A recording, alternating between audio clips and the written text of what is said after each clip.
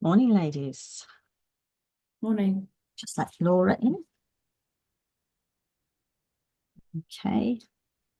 Yona, if you're there, can you pop your screen on? Because I don't know whether you're there or not. I am here. Okay, that's fine. Because Sorry, yep. Can you see me? yeah, that's fine. What happens with Zoom now, if you go off camera, I've got no idea whether people are there or not. It was something Zoom brought in a few months ago, so that can be quite disconcerting. So if you've got a problem with your camera, though, just let me know, and I Yeah, will keep asking whether yeah. you're around. Now, I'm not sure who's going to be dropping into this morning because I know there's been a lot of discussion about the units that people are wanting to take finish the course. So what I'm just going to do is ask you some questions in a moment, just so I've got an idea of where I'm pitching the course today. Now, Lauren is just coming in. I know Jessica will be joining us a bit later on. I'm not sure whether Safia is going to be coming or not, because I haven't heard anything from Safia, but this could be potentially all that we have today. And the intention for me today is to run Unit 23 this morning and then do Unit 26 this afternoon. And for those of you that were not sure about these units, if you wanted to do Unit 10, then I will be running that on the 8th of September. Okay. And I know, having spoken to Bernie, some of you were a bit not sure which of the units, so you're going to come to this training just in case you felt that this may be or these may be the units that you would like to do. But if you had already made your mind up that you were going to do the careers leader units, then there is no need for you to actually be here to do the assignments on units 23 and 26. But I honestly don't mind you being here with me during the day, because I'm going to be delivering the training anyway. Okay, so in a moment, I'm just going to ask each of you what your feelings are on the courses. I can see Laura wants to talk, and Yona. Okay, don't worry, I'm going to come around to all of you just so that I have got that picture of how this is actually going to pan out for all of you, because I don't want you to be confused, okay? And I certainly don't want to confuse you with what you've got to do with these units. So if I just go around the four of you at the moment, and then we'll see what happens if the others join. Okay, Laura, if I start with you, then I'll go to Yona. Hi, yeah. Hi, everyone. I'm a little bit confused because I got an email, just trying to find it now, a little while ago saying that, I bet I can't find it now, saying that I'm on the list for September's career leaders Okay, units, okay. but I've not received any kind of, I bet I can't find it. Um, You and I'm a bit information. confused. Okay, right. What that would have been, Laura, is through the conversation you would have had, hopefully with Bernie, about how you want to finish this course off. Okay. Yeah, Units 23 and 26 today are optional units, and so is Unit 10 that I'm going to deliver in September. If you didn't want to do those, you can do the careers leader units, okay, which yeah. will be what you feel you've signed up for. Now, I'm not surprised you haven't had any information yet about that, because I know the courses haven't actually been sorted out and organised. They're going to happen, Yeah, and it's likely to be me that is going to be delivering on it as well, Laura. Okay. lovely. So what we said to Sue Alder, if I've got my notes, what she said we could do is, because there's a few of you that were looking at doing the careers leader course, she was happy for me to do a few days around that a little bit later on in the year. And if I remember rightly, with having the conversation with Bernie, what we wanted to try and do is to make sure that everyone has got as far as they possibly could do before I start running anything else around the careers leader course. So what I want to assure you of is it will happen. Okay. The dates haven't been put down in stone yet. A couple of reasons for that as well, Laura. I've got to go into hospital, and I'm waiting for my, I don't mind sharing with you, I've got to have a hysterectomy, and it's either going to be this month or next month. And then I'm going to be out of action for about 6 weeks. So I've been told. So I didn't want to put any dates down for September, October yet, because what I don't want to do is to mess you all about and sort of withdraw on that. Okay, so please rest assured that those careers leader days will go ahead if it's the careers leader courses that you are looking to do. Okay, but you're more than welcome if you want to listen to this work today on presentation skills and group work skills, so that it may help you with the work that you're doing. I don't mind you staying, Laura, but that is entirely your choice about what you'd like to do, or as well, what you've got the option of. This is all being recorded.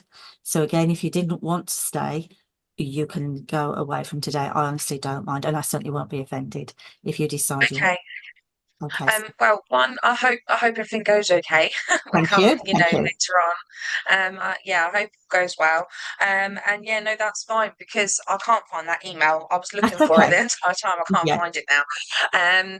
But yeah, no, that would be great because I've already done workshop stuff with like NCS and all this sort of thing. So Yeah, for me, this is kind of a bit of a waste. normal. Yeah.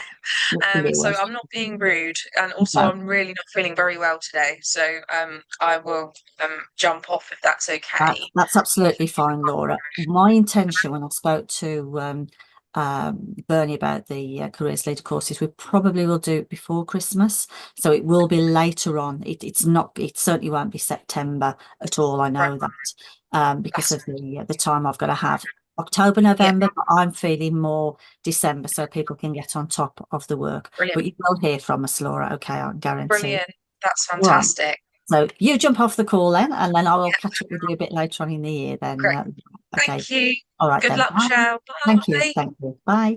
Right, Shiona, you were frantically waving at me as well. Yeah, I'm just a bit confused because I managed to leave my whole folder at work and I'm at home today, so I haven't got the list of the different units in front of me. But I did find an email to Bernie where Bernie was asking me which units I was planning on doing, and I've said I wanted to do units 17 and 18, which I think is Yeah. the careers Yeah, leaders it ones is. as well. Yeah. It is. Yes, it is. So they will go ahead on, as I said, a bit later on in the year once Yeah. I Okay. Yeah. my Yeah. operation Yeah, so sorted. it's actually the same thing as with Laura then, and I think I will jump out today That's because we've fine. got loads of other work to be getting on with. That's Okay. absolutely fine then. Shiona, you So disappear, and I yeah, will so I see look you. forward to hearing from you, and I hope everything goes Thank well you. for you. It's Thank you. it's a bit Okay. miserable, but there you go. I Hopefully know. better Tell me afterwards. about it. I've been putting this off for 5 years, and it's got to be Yeah, done. yeah. So, you know, I All know. right. Okay, I'll see you a bit Good luck later with on in the everything, and year. I'll speak to you later. Bye. Okay, then. Bye. Bye. Okay. So we're down to 2 now. So Fliss, what's your idea with this? I'm a bit confused as well, I'm going to be honest. So Okay. I've got to do all the units because my careers leader course last year wasn't accredited. Okay. And I do remember having a conversation with Bernie back in April saying because I've done the careers leader course, but it wasn't accredited, that I could use some of that work and in order to do the units 17, 18 or 19, whichever of the two were best.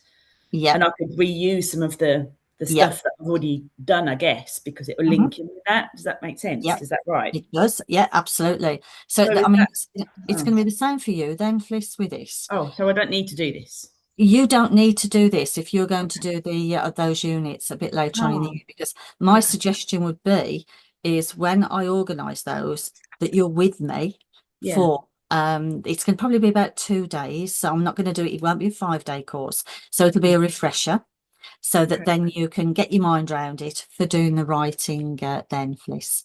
Okay. And that'll be post-September. It will be, as I said, because I know I've fine. got to have 6 weeks post-operative recovery. That's fine. It's going to be around about December time, Fliss, that this will happen. But I think I'm not sure if could anyone send me the information for. I think maybe I have already been sent it. I would have. Sorry, I tell you what you can do.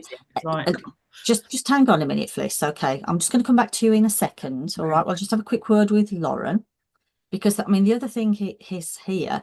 If you have got the time today, you're more than welcome to sit and listen through this. Yeah. You know, I've got the time to run a training course. It may be that I'm just running it for Lauren, which I'm absolutely fine about doing that. If you and it might be that I could use some other if I've got the 17, 18 or 19 information, then maybe I could start going through my previous stuff and start having a look at that. Of course you can.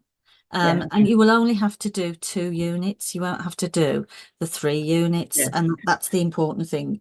And the units I'm going to be running, and which I will be doing, which I'd spoken to well, in fact, I will run through 17, 18 and 19, and people can choose, because it's all to do with the credits you have for these units. But it's whether you want to listen, and if you want any, you know, extra support with group work or presentation skills, this might just be, you know, training that you'd like to sit and listen to. I honestly don't mind, Fliss, Okay. what you'd like to do today.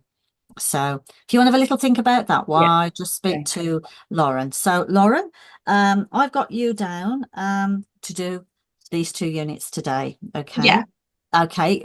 Were these the units you were definitely doing then? You were not looking at the other optional units? With the other options, I know one of them was supporting people with, was it additional needs? I can't remember what Bernie Yes, it said. was additional years. It was unit 10 was the additional needs unit, and unit 10 I'm definitely running on the 8th of September. Because Okay. I was thinking, I don't know, this unit today is probably a bit more straightforward for me because it links more closely to my Fine. job. Yeah. So I think in terms of the evidence for the assessment, I think I might find it a little bit Easier. easier. But I was Okay. quite interested in the other one, and I'd got it earmarked in my diary, so I was probably going to come to both You anyway. can come, you know, and I don't mind that, because I'd said to both Bernie and Sue Alder, I'll run the days. You know, it doesn't matter to me, because I should just be running the training. It depends on who wants to actually come and sit and listen. And even if you're not going to use it for an assignment, it may be useful for me to talk through it. And to be quite honest, ladies, if there's only going to be the 2 of you here with these 2 units, this is going to finish really quite early, because, you know, we're not going to be going out to do a lot of group work, you know, in your breakout rooms. What I will do is talk through these things with you, and it may be that we only do half a day or just over half a day. And then if you want me to go through the assignment briefing, I can, or you know, we can park that, and you can always have the assignment briefing with Bernie at a later stage. You know, I honestly don't mind. As I say, I know that Jessica as well is going to drop back in a little bit later on this morning, so I'm going to be running this, even if it's, you know, if it was just for one person, I will be doing that. Okay, Lauren, so you stick with me for how long we're going to be doing I'll stick this with you. today. Lovely, thank you. What about you, Fliss? What's your idea on this? What do you feel you'd like to do? Just looking, I found the email back from Bernie on 6th of May. And she's put, morning Fliss, the details of the 3 units for the careers leader are in the Cambridge OCR handbook. And are available on the website. As per, oh right, okay. So I haven't actually been sent the stuff, but You've sent the links on the OCR. 48 credits from the 7 mandatory and 12 credits from the optional in Group B. Okay, so I found that now. 17 and 18. That's what she's highlighted, I think. For me. Yep. Okay. Okay, so I can find what I need to do on the OCR website then, and then I can look back at my essays and bits and bobs that I did last year and try and. Yeah, because obviously that's kind of cutting a bit of work. Yeah. Or, you know, it depends on how far you've got with all of your written material for this. If you're nearly at the end of this and you've only got those units to do, then get on with it. If not, finish everything else. Wait until I run the training later on in the year, so it's just bringing it all back together, and you're not confusing yourself about what you're writing there. I'm going to be honest, I haven't worked on anything for many, many weeks now at the moment. It's just been so manic. So I'm like, park it then. Okay, all right. Forget so if I go back to units, my other units then, and just go back to, I don't know, unit 3, maybe? Unit 6. The one unit 3, yes. Yeah, I know. What I would also say, Fliss, is if you're the right mindset for that one, I tell you. If it is that you've got to, you know, you're going to go back and revisit some of these units now, you're probably going to forget a lot, obviously, that we did on the training. If you need any extra pointers, or you want Bernie or myself to go over the material again before you start writing, you must let us know, okay? And we'll fit you in to talk to you, because we want you to get through this. You know, that there's no set cut-off point with this course, because even though it's, you know, for about 18 months, if you have not finished in 18 months, nobody's going to say, oh, that's it, no, fine, you've got it. No, but I don't want it dragging on and on. I know you don't. And I've kind of allocated the first 2 weeks of my summer holidays in 3 weeks' time, to be honest, to just crack on and Yeah. just catch up with the units. Because I know I've done Unit 3, but I remember I got the feedback from Bernie, and I know I had to do some stuff on it. So maybe that'll be the one to just to start with today, go back through the feedback and just And go get on. over the stuff that she's told me to do, and then just start with And that. Yeah. That's what I would say. And Although forget, I'm not looking forward to that. I'm going to be honest. I It's not my know. day. It's the worst one as well. Yeah, Unit 3. but if I- I can get it done and then it's done, and then I can, because the other units are really nice. So Yeah, that would be my suggestion. Don't Okay. start anything else. Get this. And it depends on what you'd like to do today then, Fliss. If you want to listen to this, because this is the other thing, okay, you may find, you know, it's if you want the careers leader certificates, then yes, you know, you need to do that. But if it's getting through the course, these 2 units are not difficult, Unit 23 and 26. Of the easier options to get through the course, I like these because it's on group work and presentation skills. So again, if you wanted to listen to this, to Okay. look at getting you through the course, because as I say, this is not going to be a full-blown day with just the 2 of you that are here. But honestly, I am not going to make you sit here and listen to me if you wanted to get off, Fliss. It's up to you. Oh, it's a tricky one. So if I did 23, 26, I wouldn't have to do the 17, 18. Is that what you're saying? Right. So it's the okay. Kind of just feel like I've got a lot of the work done for 17 and 18, I think, already when I've looked at it, but that's the only thing. So maybe I could just crack out Unit 3 today and just get, and then at least I've got that time allocated and I know I've got to do it. Yeah. Okay, I think I'm going to go with that. Okay. Okay, so you're going to disappear as well then, Fliss. Sorry. I'm sorry. It's fine. It's fine. I know I've got Jessica will be coming in as well. So, but Lauren and I will press ahead with this because in an hour, it'll be over. no, it won't be. I promise. It can be a few hours. I've got to be paid for this day as well. Don't forget. No, I won't. No. I will take as long as it takes, or as short as it takes. Well, I wish you all the best anyway, and I'll see you on the screen again sometime soon. Yeah, I'll see you later on in the year. Okay. Then. Okay, then. Bye. Bye, Lauren. Okay. And then there were 2. And then there was one, Lauren. Okay. Now, what I'm going to do is I'm going to go through all of the material. Okay. Obviously, we're not going to be doing breakout rooms. We'll have a conversation as we go through this. If there's anything you don't understand, you know, you've got my undivided attention now today. Oh, you know, the thought of that. And plus the fact as well, Lauren, if there's anything else you wanted to ask me about any other elements of the course, my time is yours. Okay. And once we've done Unit 23 and 26, I'll stop the recording. And if you want to carry on and have conversations about the other units, I'm happy to do that because I've allocated the day for this. As I say, I know that Jessica is likely to drop in, so we may have somebody else coming in, but it'll be a bit later on this morning. And I know that she's not going to be here for this afternoon anyway, so we will crack on with this. Okay. So hopefully you will have been sent the material. You should have had all of that from Jenny on Unit 23 and 26. So if I bring Unit 23 up onto the screen at the moment, and I'll bring the slideshow. Okay.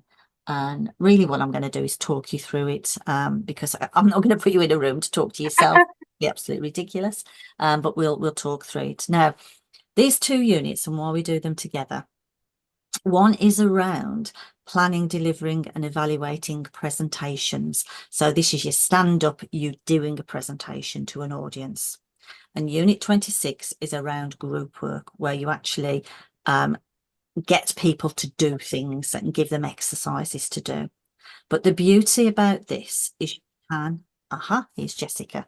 Before I start, I better explain to Jessica what we're doing. What happens? Okay, just bear with me a second. No worries. Lauren, sorry about this. Hi, Jess. Hi, Jess. If you're there, can you let me know?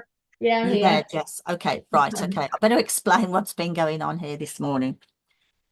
Because people have been trying to decide which units they're going to do as optional units. I've had a few people in and a few people have disappeared because they've decided that they are going to be looking at doing the careers leader units rather than the units today. And I know that you said that you were looking at doing Unit 10 and Unit 23. Okay, so Unit 10 will definitely go ahead on the 8th of September. okay, by hook or by crook. I did say to the rest of the girls that were in the session earlier on, that will happen. The only thing is, over the summer, over this month and next month, I'm waiting to go into hospital. I've got to have a hysterectomy. So once I Oh. have that, I'm going to be out of action for 6 weeks. So I'm hoping that it'll all be done, finished and sorted by the 8th of September. I should be okay because I work from home. I only have to walk downstairs and sit in front of a computer. So, you know, as long as it's not the day after surgery, I should be all right in September. But what I am going to do, I'm still going to run the course today. You will only need to do this morning, Jess, for Unit 23, because I shall do Unit 26 a little bit later on. Now, I've said to Lauren, and because there's the two of you, this is not going to take a huge amount of time. I'm not going to put you into breakout rooms to talk, you know, just the two of you. We'll have conversations as we go along. What I want to do is to make sure that you're happy with what you've got to do with this in terms of the presentation. And I will talk through the assessment criteria as well on this as we go along. Okay. So that's where we are with this, Jessica. So this is not going to go on until 3 o'clock this afternoon at all whatsoever. And you would have been finishing anyway lunchtime. And it may certainly be before then. I will build in a break, and if you do need a comfort break, just whack your hand up and say, Michelle, is that okay? Go and get coffee, I think. And I've got no problem at all with that. But I will build in a break about 11 o'clock so that we can stop, and we'll see how far we get then to lunchtime. What I might do is at the end of Unit 23, obviously let you go then, Jess, and for you, Lauren, we'll certainly have a break, you know, at least of half an hour, so that you can, you know, get your head together ready for Unit 26. Okay.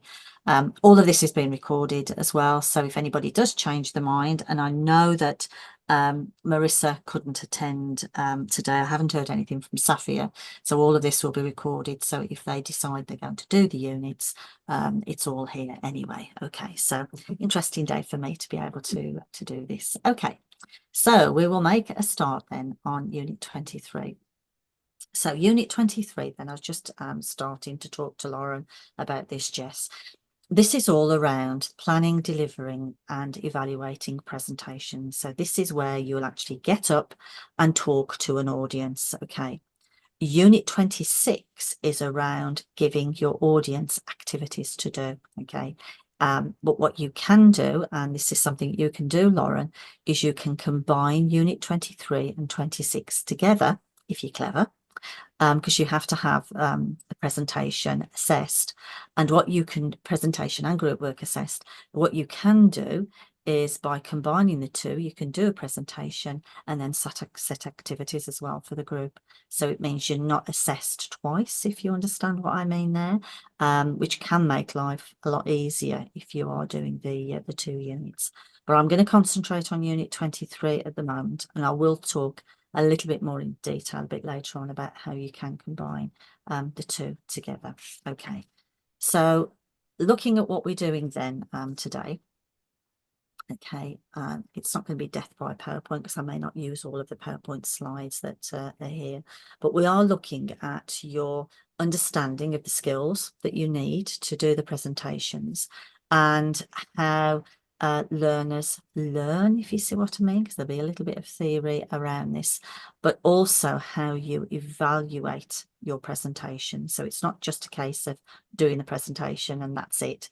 It is looking at how you evaluate that as well.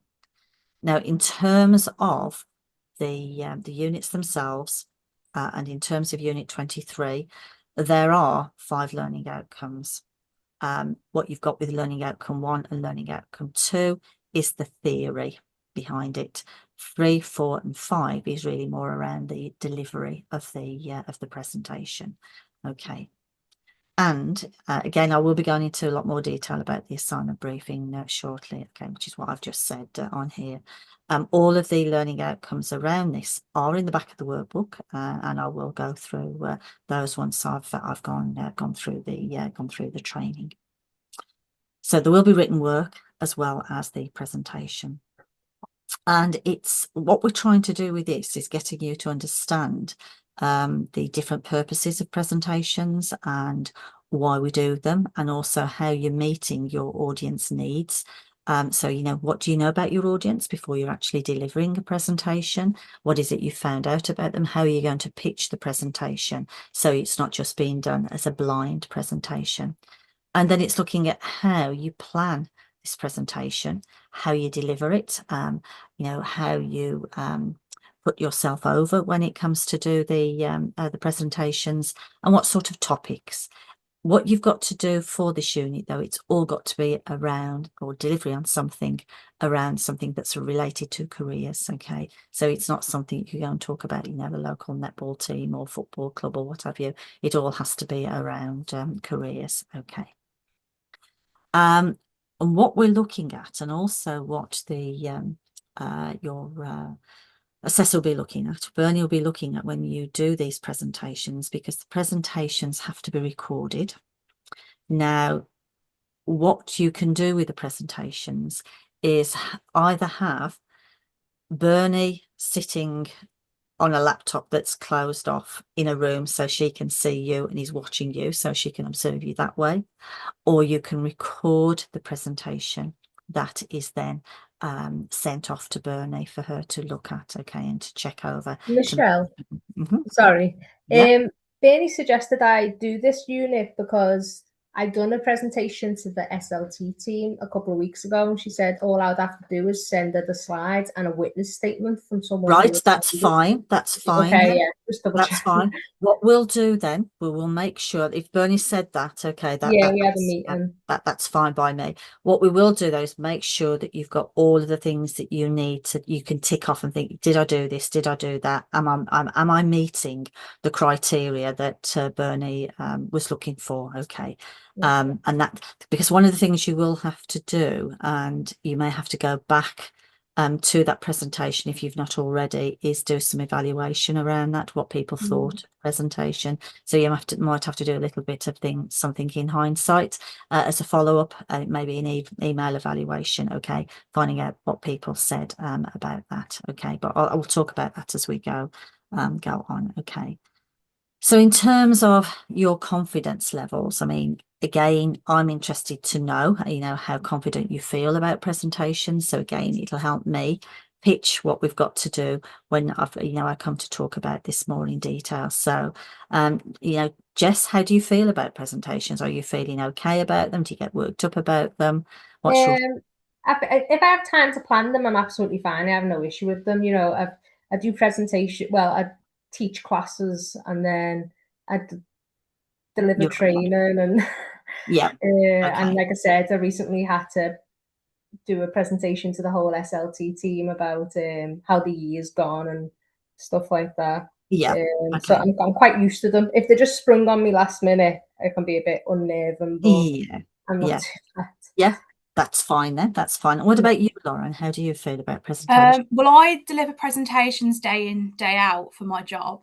So I'm quite used to them, and I'm quite used to delivering presentations in rooms. I don't know, because I turn up at a school and I just have to present. Yeah. So I'm also I would say like an 8 or a 9, just because I'm very, very used to it. I'm quite happy that's to fine. do them. Brilliant. And I'm pleased to hear this then, because it'll help me as I go through this, because what I don't want to do is teach granny to suck eggs, if you know what I mean, because you're already doing these things, okay? So some of this I may skip over or just very loosely talk about it because of people that are actually coming to listen to the presentation that are not here today, okay? So, but thank you for that. That's been really good for me to know that.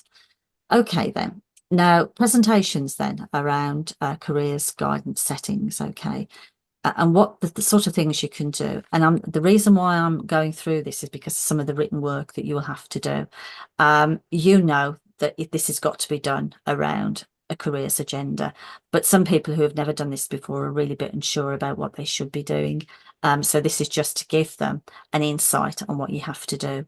And for this, okay, so for when you come to do this, Lauren, it's only got to be for an audience of 3 or more. It does not have to be 40, 50, 60, 70 people. It's an audience of 3 or more. And it's that face-to-face or virtual. It's got to be around 10 minutes up to an hour maximum. So, you know, we're not asking for you just to do a stand-up 2-minute job. when you record yours, Lauren, or how you decide you're going to organise that with Bernie, just make sure that, you know, it's at least 10 minutes. But if you're used to doing this, you're going to be used to, you know, racing ahead and making sure that that time is actually covered. Okay. And the one thing that you will both have to do is upload any material that you've used for the presentation. So Jess, with your PowerPoint presentation, Bernie will be wanting to see that, and Lauren, depending on what it is in terms of the topic, the subject, you'll need to have that uploaded as well, so Bernie can see that. Okay. So presentations then, yeah, some of this is very, you know, easy to take on board in terms of the purpose of a presentation. And again, you'll be asked to write around this. It is to inform people, to make sure that they're given more details about a particular topic.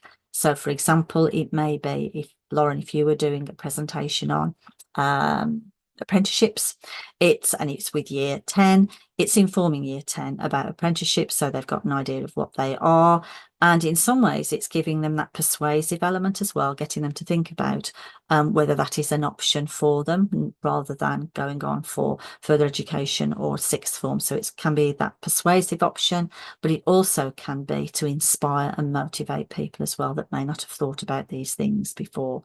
So it's thinking about that purpose of you're actually doing the presentation that is important. Then there are different ways of delivering presentations. Okay, you can present with no visuals at all. For me, I think that's probably one of the most boring ones, because if people have just got to stand or sit and listen to you, you know, for me, when I do presentations, I do like to have visuals, either a PowerPoint presentation or have physical visuals with me as well, because I think it makes it a lot more interesting rather than a blank screen.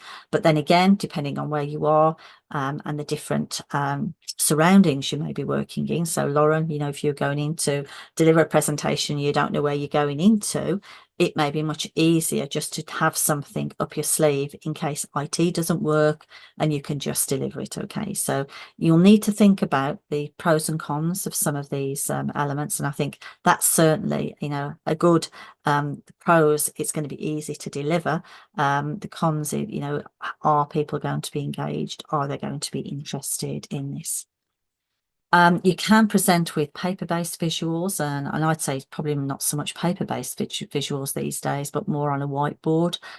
So you're actually jotting down and writing things, and it's giving people something else to focus on, but it can be done that way.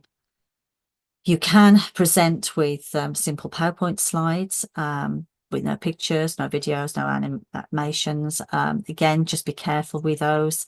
Don't have too much text on a visual, because people, you know, they don't want to be reading and reading and reading, and you're, you know, what I would certainly say avoid doing is putting all your text on a slide and then reading off the slide, because you might just as well send them a handout. It's looking at having your slides with the prompts on.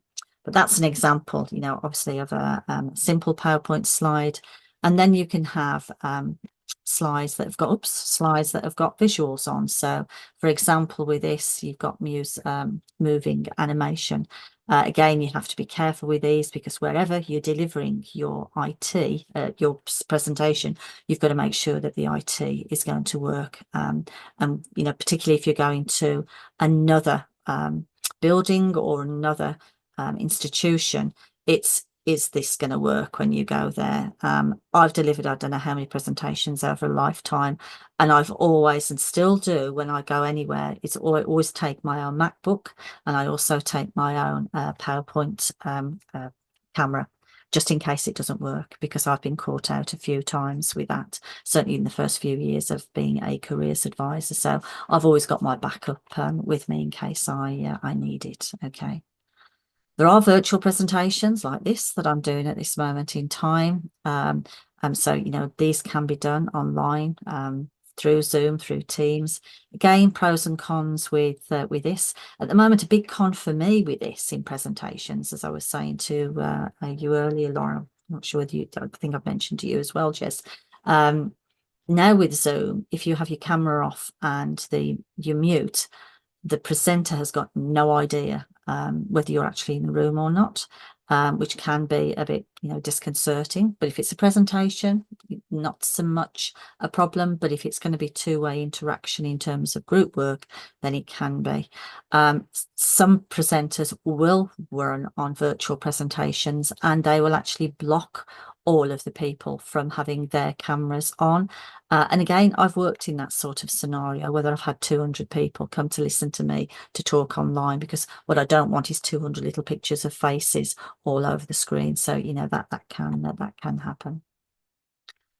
You have to think about your audience as well, who it is that you're delivering your presentation to, and how you're actually going to pitch the presentation, and the language that you're going to use. So is it going to be your clients, your young people that are within your institution? Is it your teaching staff? How are you differing or differentiating if you're delivering on the same topic? It can be to parents, carers and guardians as well. And be mindful with parents, carers and guardians, particularly if you're talking about post-16 options, you may have to look more at giving them basic information, because they may have no idea at all what the options are for their young people when they leave the institution. You may have to do a presentation for partner networks, so that if you are a member of any of the local hubs, sometimes careers leaders can be asked to present about good practice within their own organisation. So it will be doing work like that. And it may even be within delivery teams. Some careers advisors and careers leaders work together in teams, and you may have to do presentations to your teams of people, particularly if you've been out on a conference, or you've been to meetings where you've got to come back and give information to others about what's current. We may have been out on a UCAS training course, for example, and then you've got to cascade that information down. So you may be doing a presentation around that. Okay. You need to think about as well, when you're doing presentation, what you need to know about your audience that's sitting in front of you, and how you gather that intelligence about the audience. So, for example, Jess, when you did your presentation to your senior leadership team, you knew who they were, so you got an idea of who you were delivering to. But if you were asked to go to another organisation and deliver a presentation, it's certainly worth knowing before you go who it is you're actually doing that delivery to, because again, what you don't want to be doing is giving them information they already know, and it's looking at what the pitch needs to be in terms of how you are presenting. And it's the same with the students within your institutions, how you're actually going to pitch it for their ability levels and for their understanding at the moment of certain things that may be related to careers. So think about how you will gather that, because again, you will be asked questions around this as part of this course. Okay. Any questions at the moment up to so far with all of these bits that I've just gone over? Okay, good. Okay. So, enabling learning. Okay, factors to consider when you're actually doing presentations. Then you've got to look at whether the environment is fit for purpose and accessible. Okay, some of this just goes without saying, but you're going to be asked again to write around this. So think about, if you're presenting face to face with a group of students, is the setting appropriate for the size of the audience? So if you've got 50 students and you're in a really tiny classroom and it's laid out in a boardroom style, is that the right way of actually having the session being delivered? So think about, again, particularly if you have to go elsewhere, you can actually ask how you want the environment to be. So when you came down to London with me, when we did the units 4 and 5, I asked for the room to be laid out as it was. So I'd got you on 2 tables. So I usually have 2 or 3 tables.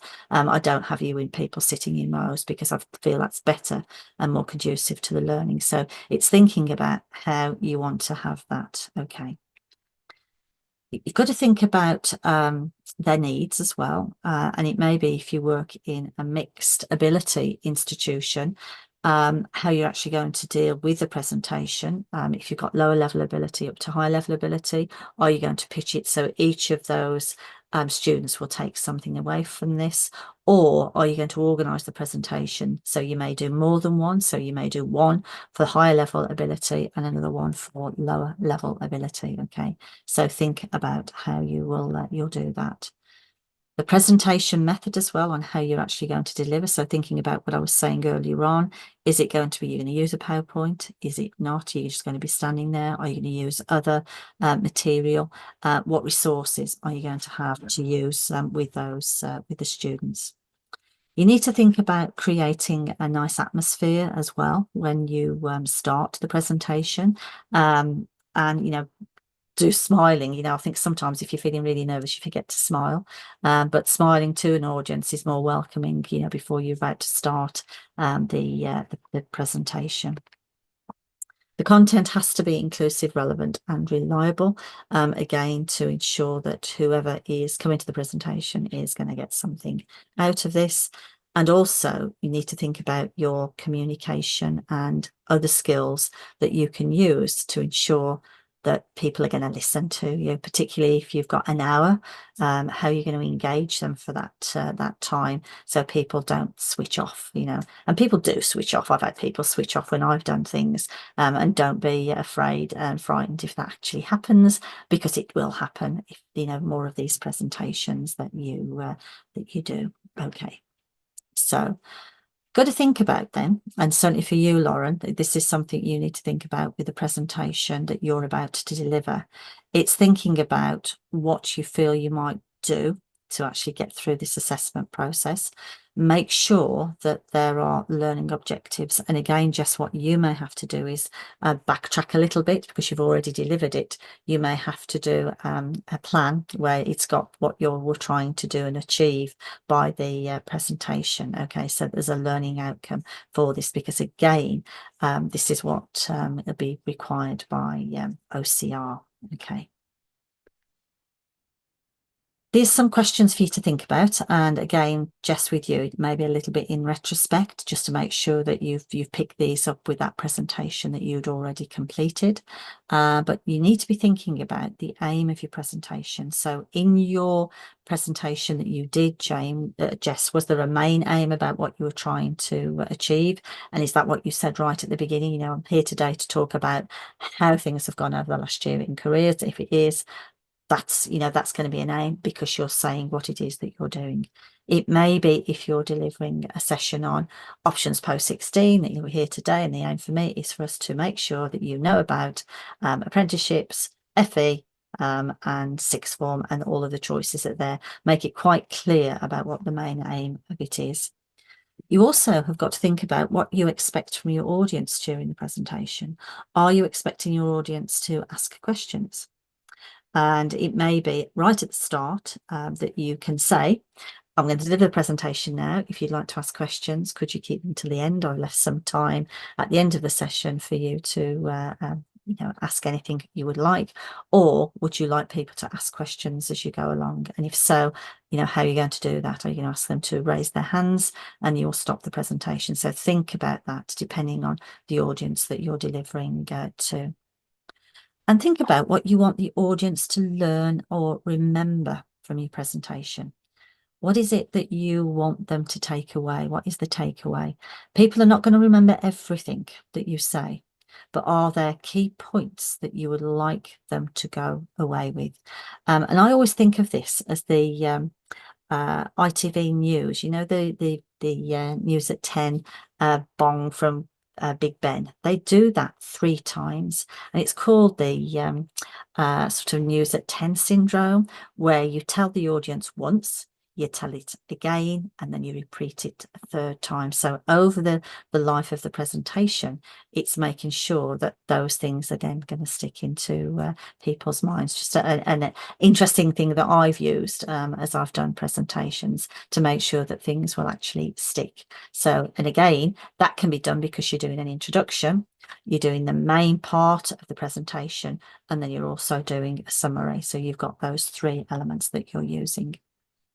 You've also then got to think about is what action you want them to take after the presentation. Is there any action you want them to take? So for you, Jess, when you did your presentation about how things had gone this year, did you do anything about what your thoughts were for the future and the support that you would like for the future? Because if that was part of this, that again is getting them to think about how they're going to support you in this.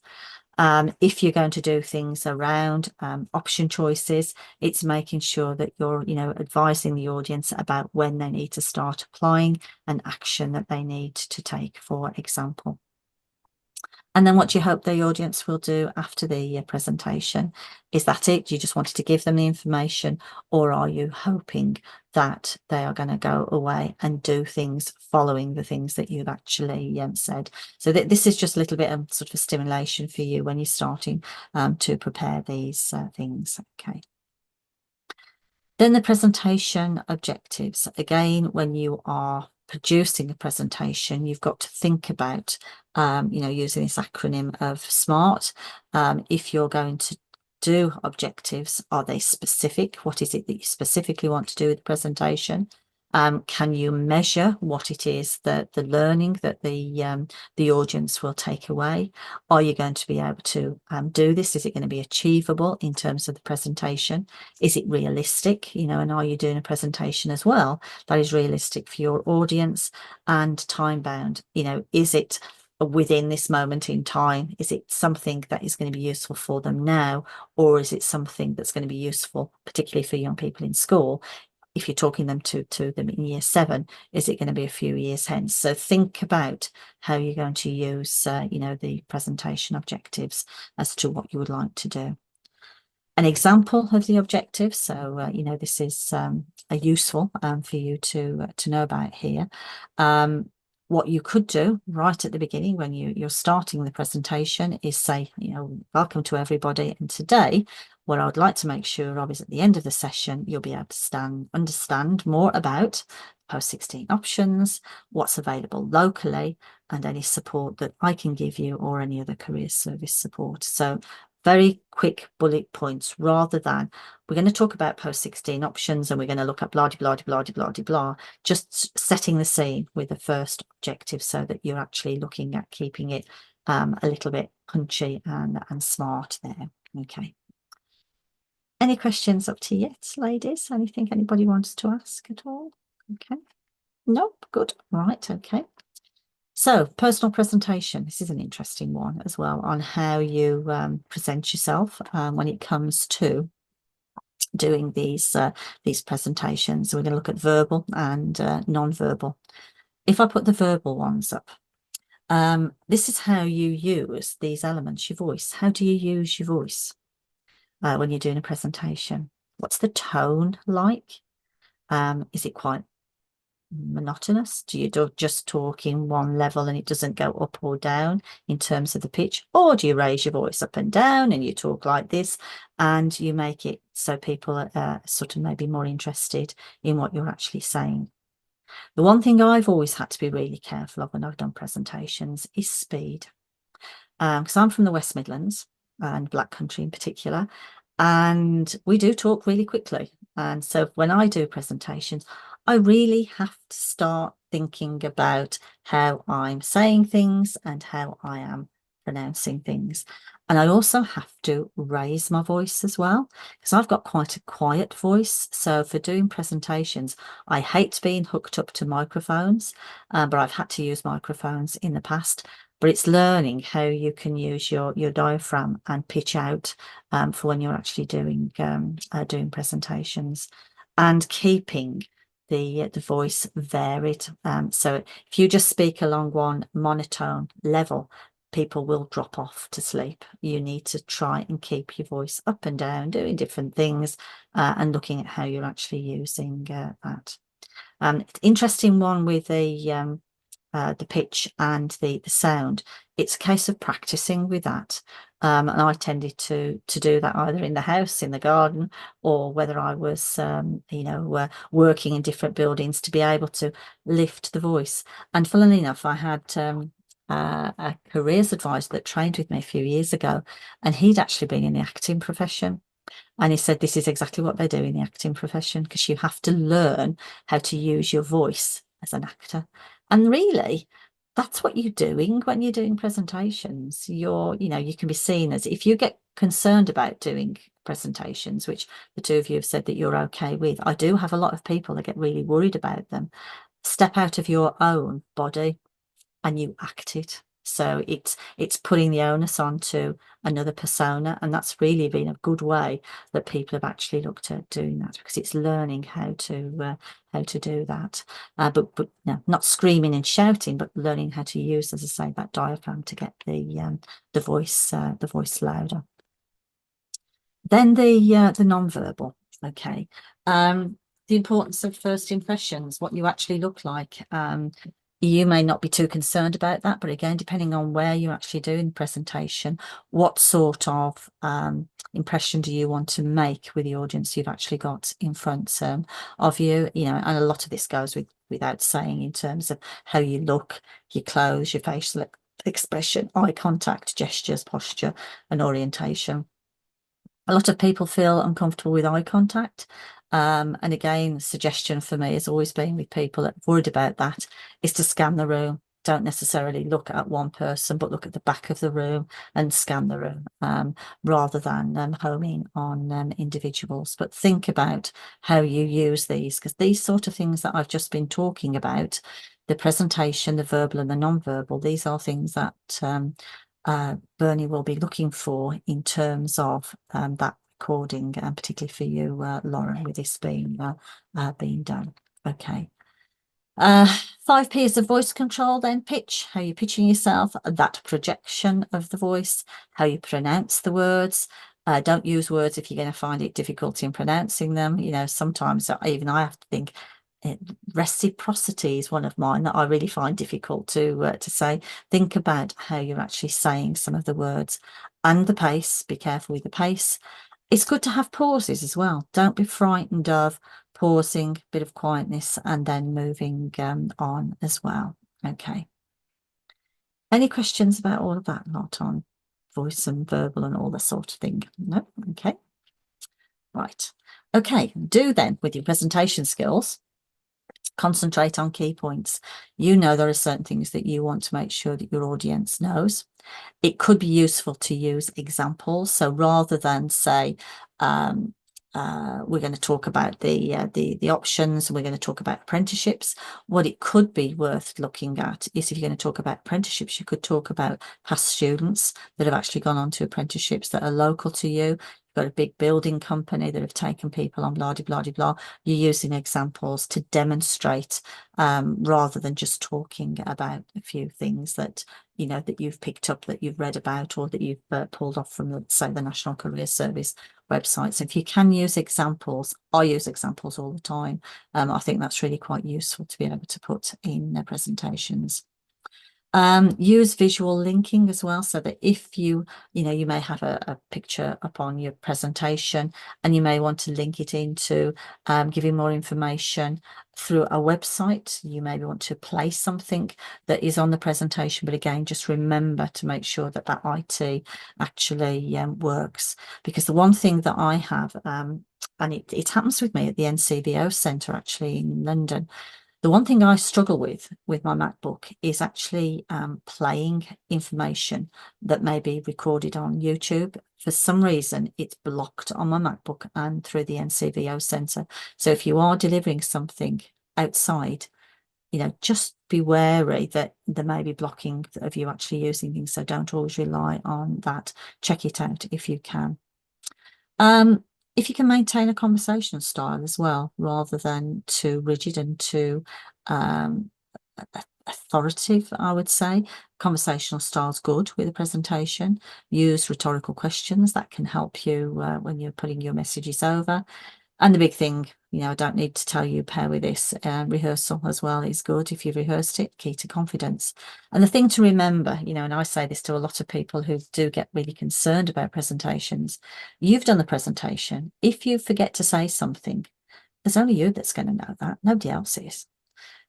Just remember that you're getting the key points over. You know, you'll try as hard as you can to remember as much as you can, but you're not going to remember everything. What is useful though these days is with PowerPoint presentations and having presenter screen when you're delivering, you can put your script on there as well, or you can put your bullet points on there on how you want to emphasize more, and that can help you when you're delivering. And I use that, and certainly if I'm doing big presentations, I've got that, and again, it's a safety net for me in case I you know, forgetting what I'm going to be saying.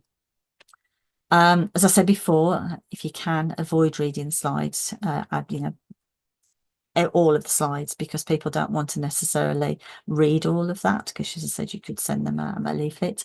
Don't apologise unless something's gone dramatically wrong. You know, the lighting may have gone off, we may have had a fire alarm, these sort of things can happen. Yeah, then you can apologise, but don't apologise for things that you're talking about. Mentioned about the talking too fast or slow already. Don't repeat a catchphrase, or don't repeat something that you may have that you may think is quite comical to add in. Just be wary. Don't avoid eye contact, as I said before, but look at how you can work the room and put your eye somewhere else, not necessarily on individuals. And this talk quietly or mumble, because people will soon switch off, particularly with young people. You need to be able to put that voice there. And if you can, avoid using jargon unless you feel your audience is going to understand the jargon that you're talking about. Okay. Any questions with the do's and don'ts? Oh, this is great. I tell you, we're going to be finished for 11 o'clock at this rate with all of this.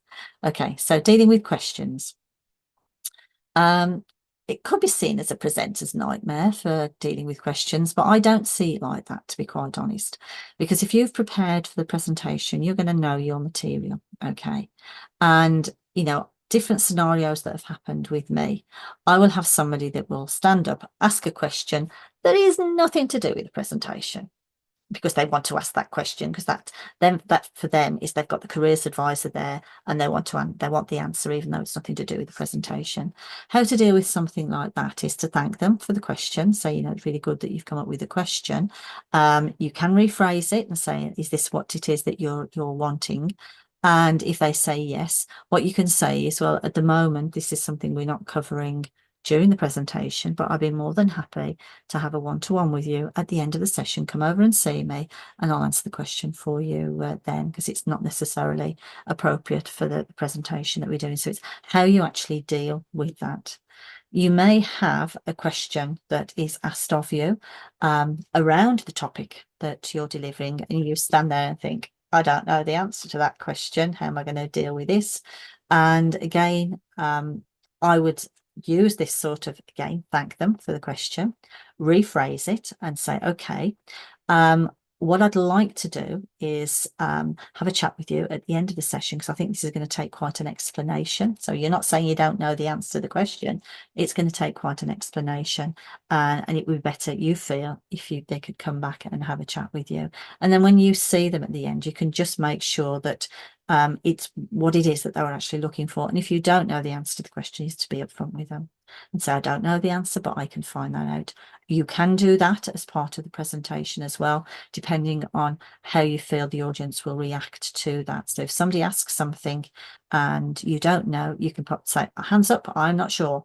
But what I can do is I can find out and I can email the answer out to those of you that are in the audience, so that we can give you them, you know, I can give you the most up-to-date information on that. And again, you will be thanked for doing that in terms of you know, how you're supporting. Don't just say, well, I'm sorry, I don't know the answer.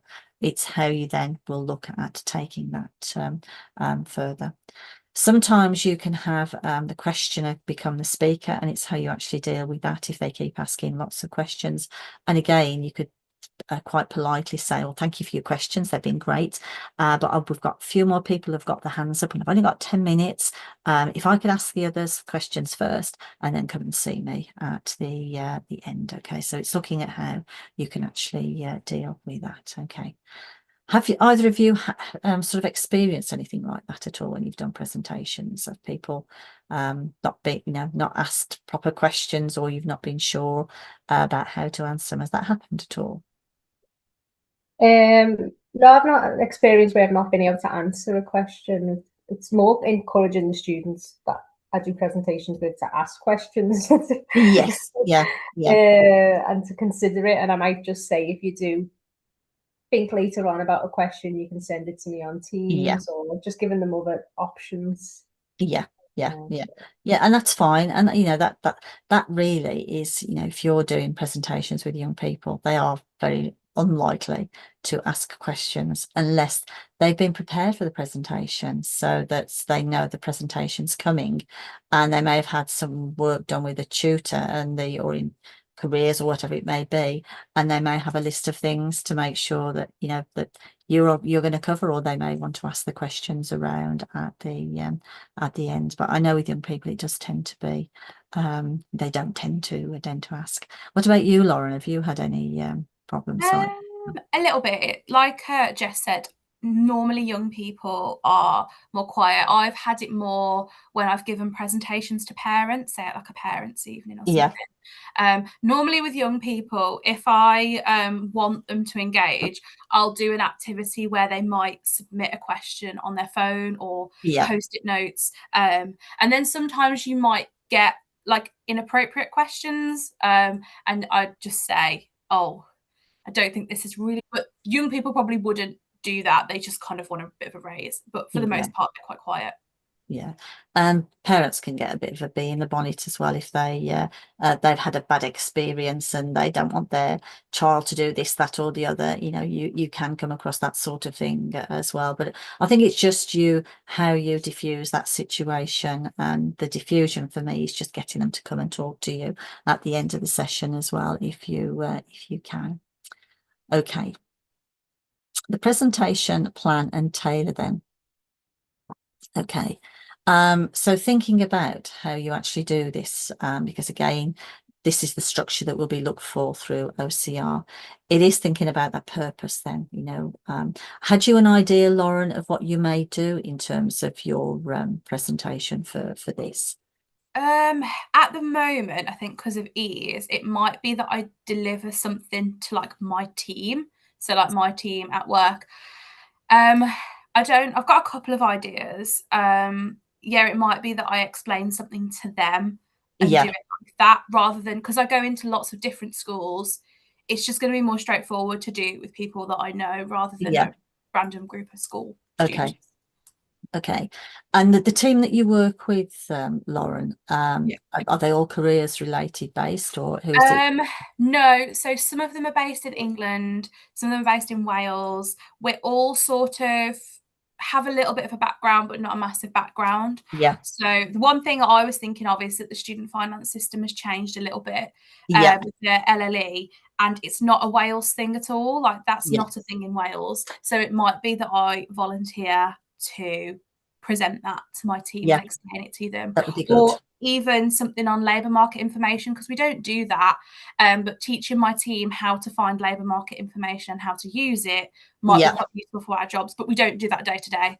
And again, those sort of things I would suggest would be really good, because there's a purpose for both of them, because it's updating your the teams that you're working with, because you, with the audience that you've said that you would speak with, because then the new information's coming out on the finance, they probably hadn't picked that up, so it's going to be really useful them having it. And in terms of labour market information, if you've picked up on the grapevine that not a lot of people are using that, again, it's showing that there is a purpose to do that, and that your audience.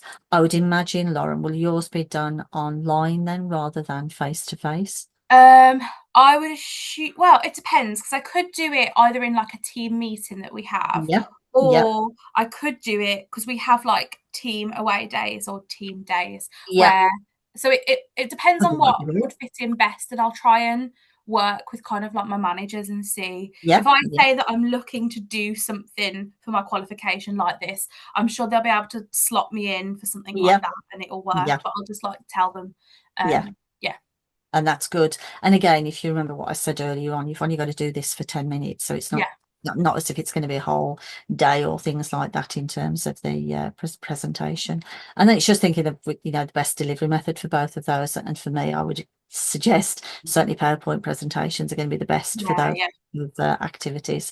And the resources, if you do this stuff on LMI, you had all of this stuff from Unit 6, so you'd be able to pull off and show them all of that sort of thing. And student finance, you know, the student finance website people, you know, you can pull information that you need from those. So, you know, for either of those, I would say would be really good ones to use, Lauren. Okay, so that'd be good. Okay, other things I just need to make sure that you are aware of, because you'll be asked the questions around this, is creating this effective learning environment. So thinking about the size where it is you're actually going to be delivering it, because you'll have to do some written work around this, what the layout's like. Remember what I said earlier on about how you sit people, or how you're actually going to engage people with the presentation. Interesting to do with the heating. You know, I always have this at the NCVO centre, because that air conditioning goes up and down and up and down, and we can either be cold, hot, or what have you, but it's just, you know, making sure that people are going to be quite comfortable in where you are. Make sure the lighting is good for you as well, if you're doing this particularly anywhere else. And it may be that some venues that you go to, that there are going to be refreshments that are going to be with presentations, and you'd need to look at when you want those refreshments actually being handed out. So the resources, think about what you're going to do, certainly for you, Lauren, as an additional things that you're already doing, whether you may use the PowerPoint slides, whether you give handouts. So at the end of the presentation, are you going to give handouts out to individuals? Are you going to use prompt cards? Because you can use prompt cards. There's nothing to say that to stop you from using those. But as I said, most people now use the PowerPoint with presenter skills. And what are you going to be doing? Are you using a laptop, smartboard, screen, speakers, mic? Think about the resources that you're going to be using, because when you do a learning plan, you've got to put these things down on a learning plan as well. So it's a reminder of what it is that you're going to be using as part of the session. Okay. Presentation itself then. The presentation structure and how this is actually worked in sort of percentages. The first part, the introduction, 10% of it should be the welcome. You know, thank you for coming to listen to me. You know, this is what we're going to be doing. If they don't know you, introducing yourself and saying who you are and why you're doing what you're doing. You're going to explain the purpose, the objectives, and discuss the working rules and how questions will be taken. So what I said to you earlier on is, where do you want those questions to be? Jess, what is likely to happen then in terms of witness testimony? I would guess that Bernie is going to be asking whoever it is was in the session with you to look at some of the things that are down here to make sure that they were actually covered. Okay, I think that's how that will probably work. So the first 10% of this then is the introduction. Then the presentation itself, which is the main body of what you're trying to deliver. So arrange the points in a logical sequence so that you're not jumping all over the show. Make sure that you've got a flow. Look at how you're going to emphasize each point. I know it may be that if you're talking about apprenticeships, for example, you may want to do something around, did you know that whatever percentages of people in this country at that age group went into apprenticeships and the type of apprenticeships they went into? So you may be, thinking about making it more realistic about what's going on now, looking at how you're using your material, and building in the links and recaps as well, so that people can understand what it is that you're trying to get over to them. So the main body should be 80%. And then the presentation structure. Summarize the key points. So today, what I've done is I've looked at and as a reminder, quickly, you need this, this, this, and this. So they're actually having, that extra to take away with them. Remind them that this is what we were wanting to do today. Hopefully that we've covered that. And this may be the point as well then to invite questions, keeping an eye on the time, so you know that you're not going to run out there. And then if they have got to do anything else, any action from the presentation, what they need to be doing, And if there's any extra literature that you feel, so for yourself, Lauren, with the labour market information, it maybe you want to send the links through to them for where they can actually access this information, or more information on student finance, you know, where they can get that from. So it's actually looking at that. And then finish on a high note. I thank the audience for listening to you. And then you've got to think about the evaluation, because you need to evaluate this, okay? And that's what I was saying to you, Jess, you may have to do this in retrospect on what people thought of the presentation and what messages they actually took from that. And there's different ways in which we can do evaluations, and I'm going to look at that as well shortly as we go through this. Okay. Any questions on the structure there? And is this the sort of thing that both of you follow when you're doing your structures? Is that the type of thing that you do? Or do you need to be thinking about making any changes, do you think, to how you structure your presentations?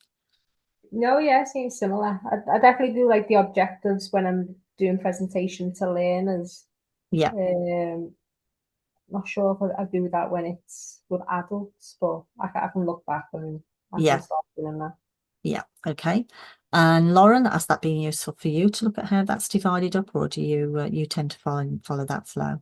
Yeah, I'd say I roughly do. I think I just need to make sure that it's nice and clear when I'm presenting it for the assessment, Yes. just so that Bernie can kind of tick everything off, Yeah, even though I'm exactly. pretty certain that I roughly do it, but I want to make it clear.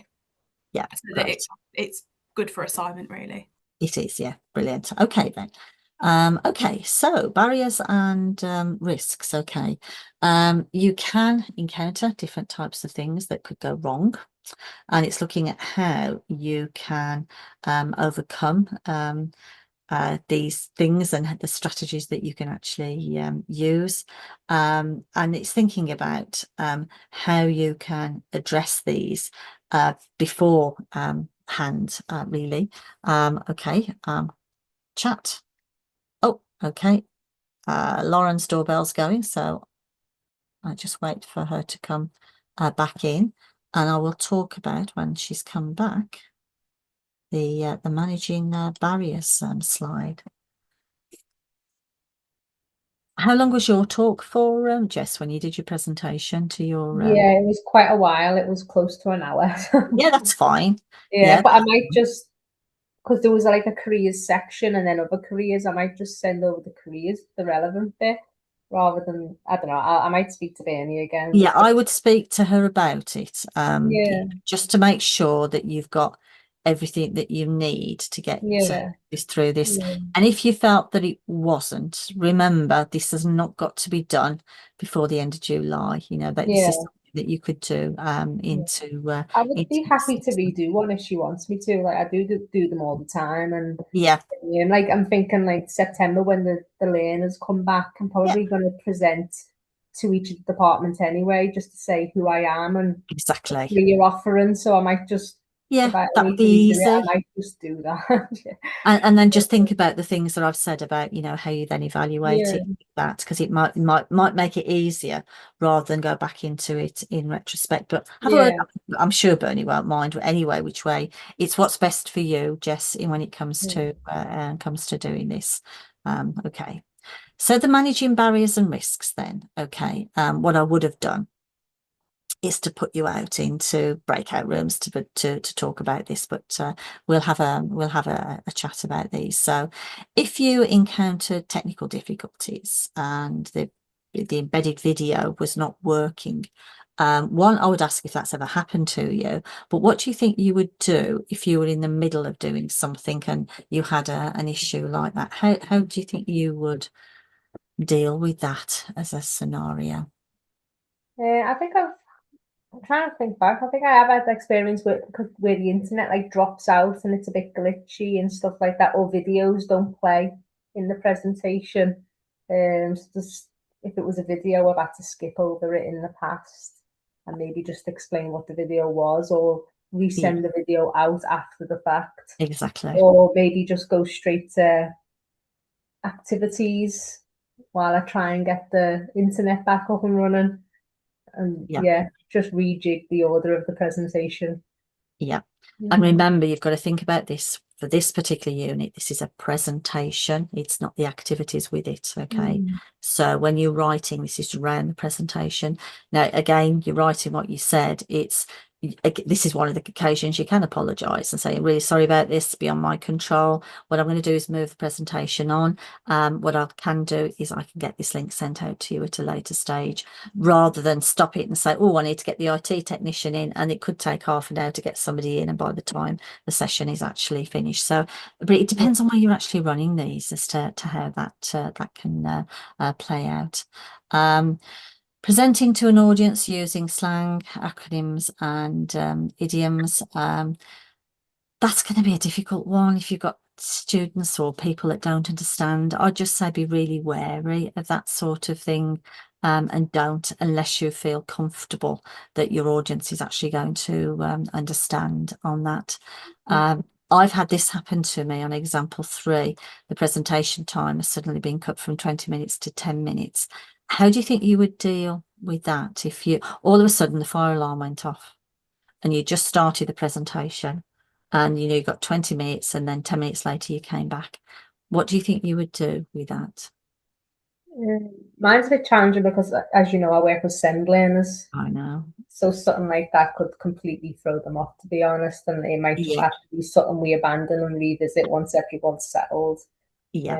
The same with the acronyms and slang. I wouldn't be able to use any stuff like that. It would just be confusing too much. So, just simple, basic, clear language. What would you do, Lauren? What would you think you would do with that if the presentation was cut short? I think because this often happens. When I present, and this is terrible, I have 2 versions in my head. Obviously, I've written the presentation, but if a school tells me they want the session to last 40 minutes, in my head I've got a long version and a short version, and I tend to build in some activities, some engagement. If it comes, like I went to a school the other day, I turned up on time, but it took them 15 minutes to get the IT to work because it was Monday morning. So in the end, what turned into half an hour actually was 30 minutes because they've got to get to the next session. So I skipped some of the activities. If there was videos that were working, I wouldn't play them.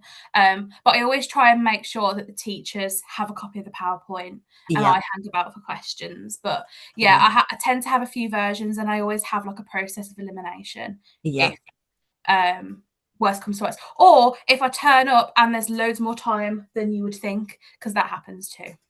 Yeah.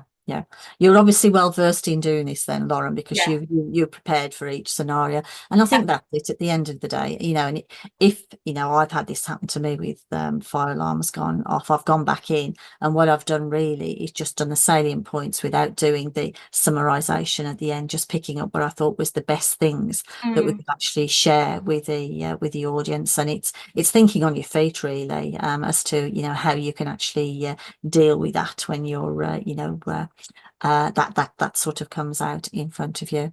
I've also had example 4 as well, trying to present in a noisy venue. Has that happened to either of you before?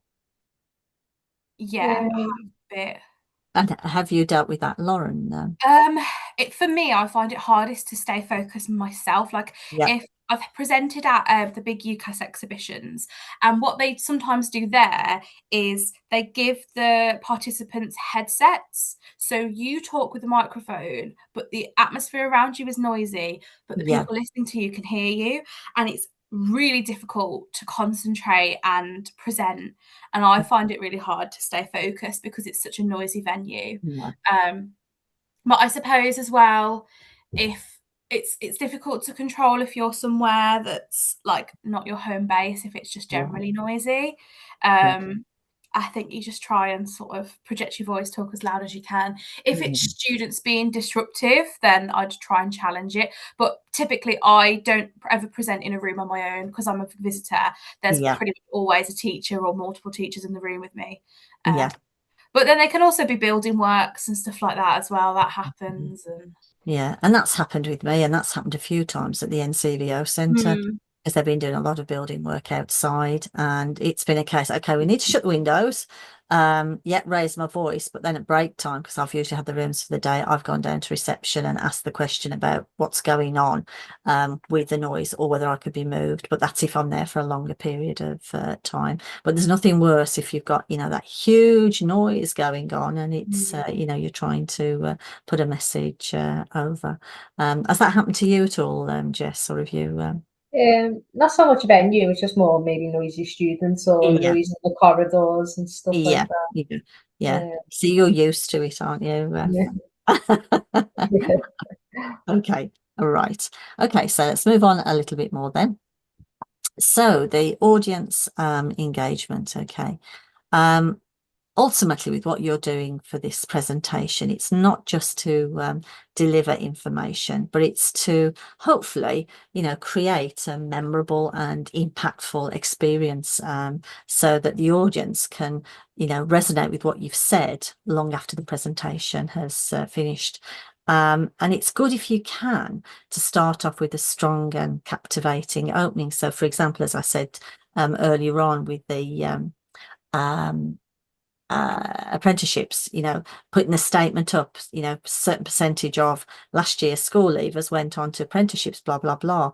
Or even make a, did you know that those that are in the first year for apprenticeship earn this amount of money? It's making people understand and putting, you know, points out that can actually they think, oh, and sit up and listen to what you're actually going to say, because what you're trying to do is make something a bit thought-provoking for the audience that you've had. And if you can set on a high note with that, you've usually can, you know, take the audience along with you as you're you know, you're delivering the presentation. One of the things that I've done in the past, and this is an interesting one for you then, Lauren, if you're going to do a presentation on LMI. I was asked to do some, and it wasn't just a presentation, it was presentation and group work. I was asked to do some work with some year 9 students in Colchester, I think it was. Yes, it was Colchester a few years ago. And it was to talk about local labour market information, but they didn't want somebody just to come and talk about, you know, the graphs and the charts and where you get the information. So I actually decided to do a presentation that I'd actually seen several years ago, well, quite a few years ago. At one time, there used to be an inspector for careers for the career service that worked, you know, alongside Ofsted. And he came to deliver a presentation in the Wolverhampton area where I was working at the time. And that presentation was to head teachers and principals of colleges about the career service and why it was important. But he didn't just use a PowerPoint presentation. He actually used visuals, and I actually copied those visuals to actually use for labour, sort of giving information on the labour market. And what I did was I was showing the students how to build a pizza around labour market information, because what he had done was shown how you can liken the world of work and careers education to a pizza. So for the labour market information, well, what I did with the students was ask them to, you know, join in with me in producing a pizza that was going to display what the labour market was like in their area.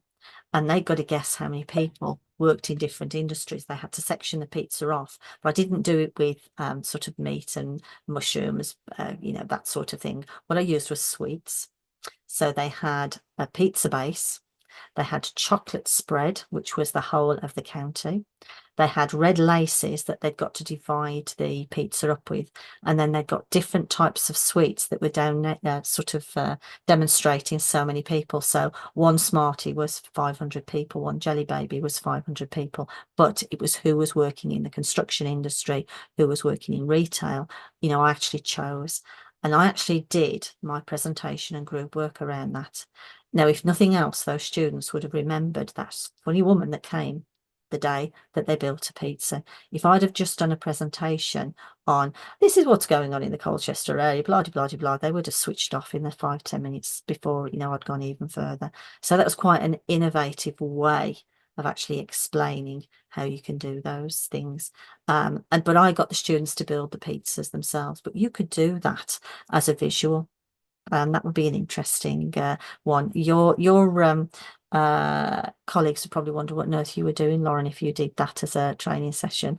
But I've actually tried that with teachers, and it went down really well because it's something different. So think about whether you can use things that may be, a little bit different. Also, I was asked a few years ago, because I was a school governor at a primary school, I was asked to come and talk about jobs that were going to be in the future. So I said, yeah, I'll talk about jobs in the future, but I'm also going to talk about jobs in the past. And what I also did was took a box of clothes with me that depicted different jobs. So I got the students to dress up in the different jobs. So again, it wasn't me just talking about, oh, this is what you've got coming, or this is what happened in the past. Got them to interact by actually joining in. So it's thinking about, again, how you can use that so that you can bring out different concepts as you're talking. And visual aids, have really got a good place if you feel that's going to be something useful for you to put over, rather than just talking off the top of your head. And Jess, with a special school, I had a careers advisor that did this course, and she did both of these units. Actually, she did unit 23 and 26. And what she did, because obviously the students in special needs school have only got a certain amount of attention span, they were not going to sit and listen to things for a long period of time. That was actually split up into more than one session. But she actually did something around interview skills, but rather than talk about interview skills, she got the students to interview her for the group work, and she dressed herself up to go for the careers interview, and her acting skills were immense, really, on how she did that. And the other thing that she actually did was looking at how you can put yourself over if you go for an interview, and the presentation was around that. But what she did was looked at how you should smell when you go for an interview. So she got boxes with a box of dirt, a box of perfume, a box of rotten eggs, so that they actually smelled the experiences and get them to think about which was the best smell they should be thinking about going for an interview. And that went down really well. And also she got magazines so they could cut up clothes and do a montage of what they should look at getting dressed like. So that for me, in terms of the presentation and group work, was a really good way of actually putting that together. And it's looking at how you can build those sort of things in, rather than just the stand up and point to the presentation. Okay. So think about that genuine interaction, how you're actually going to use your visual aids. Look at how you can keep them focused. You may want to ask the audience questions or invite questions to be asked of you. Active listening as well. And with that is listening to what people are asking of you as the presenter, not what you think they're asking. That's why you repeat the question, just so that you've got what they're actually saying to you, and think about how you can get audience participation by the work that you're actually doing with them. Okay. Right, let's have a look. I think what I'm going to do before I actually look at evaluation, because I've just noticed the time, it's coming up to 11 o'clock. I think this might be nice to have a little bit of a break, because you've listened to me waffle on now since 9:30 this morning. So if we have a little bit of a break now, there isn't too much of this left now to do. I'll have a look at evaluation, and then we will shortly be looking at the assignment briefing as well. So if we come back in at 11:15, I would certainly think by about 11:45 we will have finished this for unit 23, and then Lauren and we can sort out what time you want to come back and do unit 26, and we can get that organized as well. Okay, so if you want to have a break now, just pop yourself on mute, turn the camera off, and come back in at 11:15, and we'll carry on with this then. Okay, so I'll see you both shortly.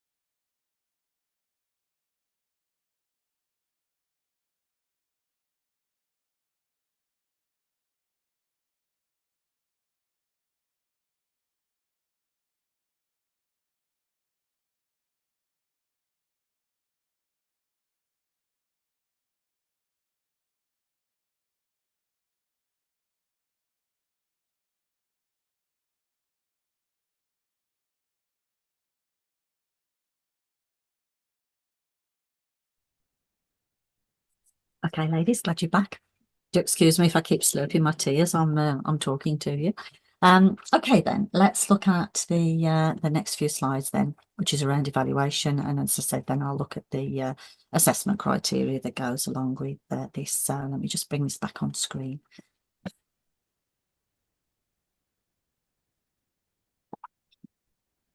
Okay. So presentation evaluation. What we've got to think about here is how you do presentation evaluation, because it's important to really gain some feedback from your audience, really for the following reasons. Because if they like what you're delivering, it's something that you can then move on with and do the similar type of presentation again, or it may provoke change that is needed if you feel there's certain elements of the presentation that didn't work well as previously. It can also help you with your presentation skills as well, because what you're looking at is making sure that the presentation does lead to this more meaningful, engaging and impactful communication with your audience. So what you need to think about is how you're going to evaluate what it is that you have done with the presentation. Now, it may be something that you build into the presentation at the end of the day. It may be questions that you give the audience to answer for you. It may be a paper-based evaluation that you would use with your clients. But then you've got to look at how you're going to collect that feedback. How are you going to gain that? You know, if you can do it before they walk out of the room, you could even give them a post-it note. Name one thing that you've enjoyed about the presentation, one thing you've disliked about the presentation. And you've got something that is there, or is there anything I could have done to improve the presentation that I've just delivered for you? And I know with you, Jess, that could be difficult with young people, but it may be worth looking at smiley faces and things that you could use with your students to look at what they liked and what they didn't like about the things that you were saying. So you need to collect the feedback and analyze it to sort of give you some indication as to what you had delivered, whether it had gone down well or not. And then the review and reflection, who's that actually going to be done with? Will that be done with your line manager? Or is that something that you would done on your own? And how then are you going to action and implement this for future presentations? Because again, you will be asked about this for this course. Okay. So thinking about the benefits, again, I'd have asked you to go out into breakout rooms, but I'm not going to do that. What I would say is that when you're looking at the benefits and drawbacks and what you can use, questionnaires are a really good method, probably the most popular method in terms of evaluation. You may want to do an email survey. You may want to do things like SurveyMonkey, where you're actually sending things out to the audience that have been with you. You may want to use Google Docs or Google Forms as well. But it's just making sure that you can get something that is going to be concrete to enable you to look at whether what you delivered was good or whether you need to make changes in the future. And again, there's benefits and drawbacks with those different methods of evaluation.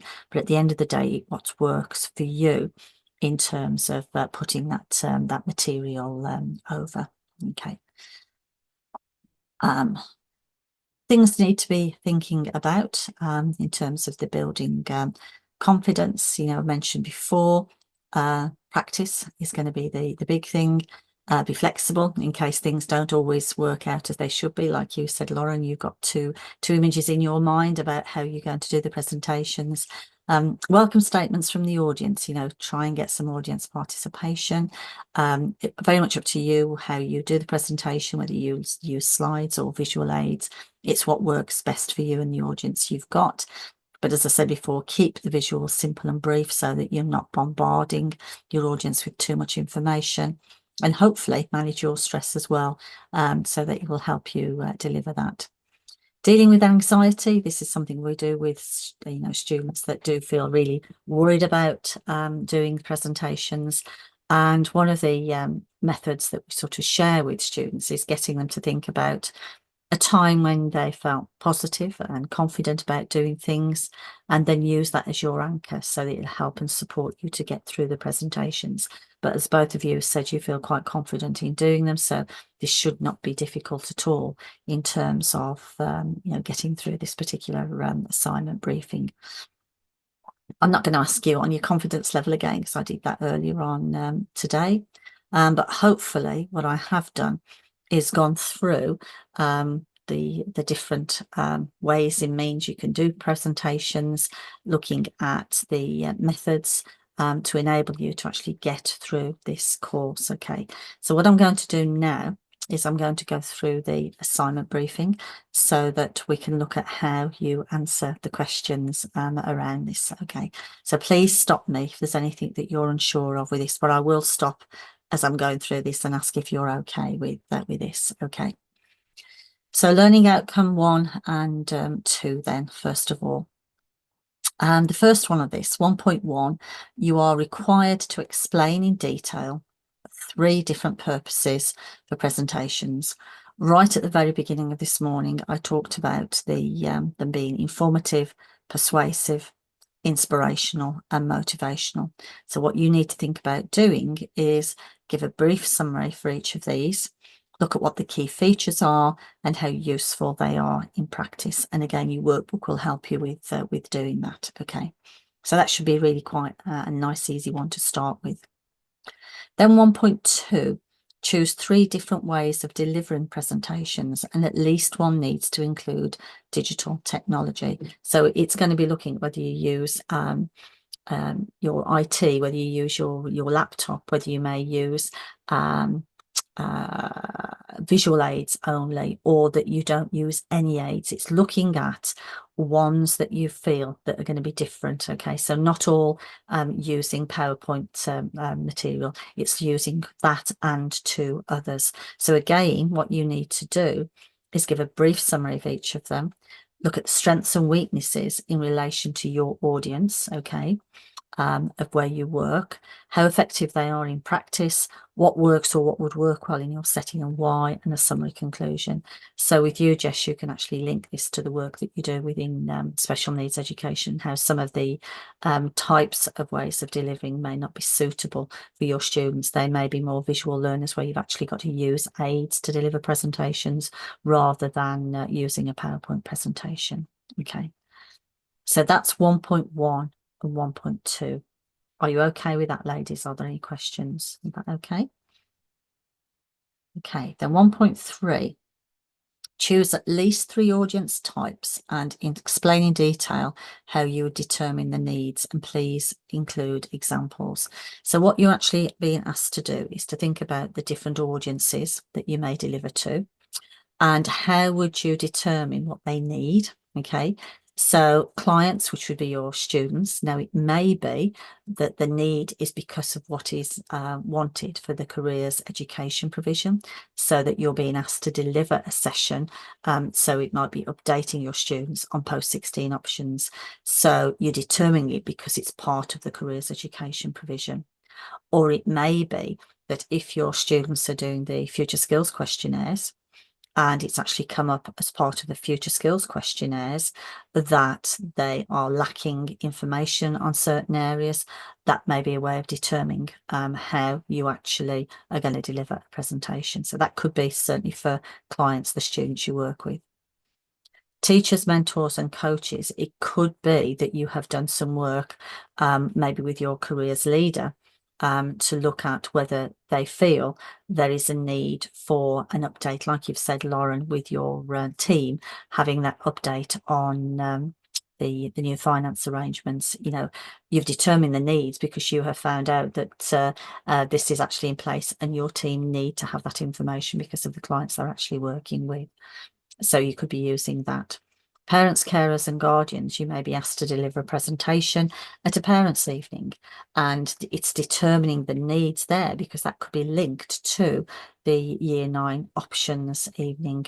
And if you're doing both, it's making sure that you can then actually deliver to that specification because that's where the school have actually asked you to deliver on. Partner networks may become because of something that you've been asked to deliver on, and that may be then from an outside organisation that have determined that the audience that they're pulling together need information that you can provide. So that's how you were determining that. And it's the same with the career delivery teams. It may be that you have been given some information from your teams to say, well, we could do with some training on this, this and that. Or you may have done an audit of your team to look at where they may have gaps in their knowledge. Okay. So it's looking at 3 of those then and explaining in detail how you were determining the needs, particularly looking at the organisations and the people you actually work with. Okay. Everybody okay with that one? Yeah. 1.4, explain it's got explain at 4 factors. I think it's explain at least 4 factors that can enable learning from presentation delivery. So it's how people actually learn. And is it again by the visual side? Is it looking at the information you're giving them on screen? Is it through setting them tasks to do after? And it's thinking about how you can actually pull that together. All of that as well. In fact, I will get the workbook out in a moment just so that we can home in on that to just make sure that you understand what that is. In fact, I'm going to do that now. Let me just get the workbook for 1.4 just to make sure I've given you the right information on that as well. Okay. Because in the workbook, how they've started to put the workbooks together is listed them for the different learning outcomes. So I'm just going to get this up on screen now, just to make sure I'm giving you the right gist and haven't pulled up the wrong information for you there. That's 1.4.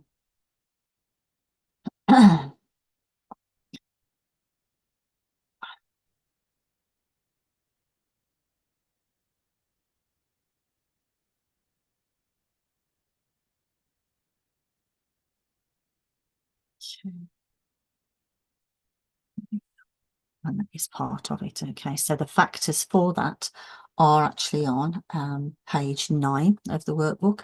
So it looks at the steps here to make sure that the environment is what's expected.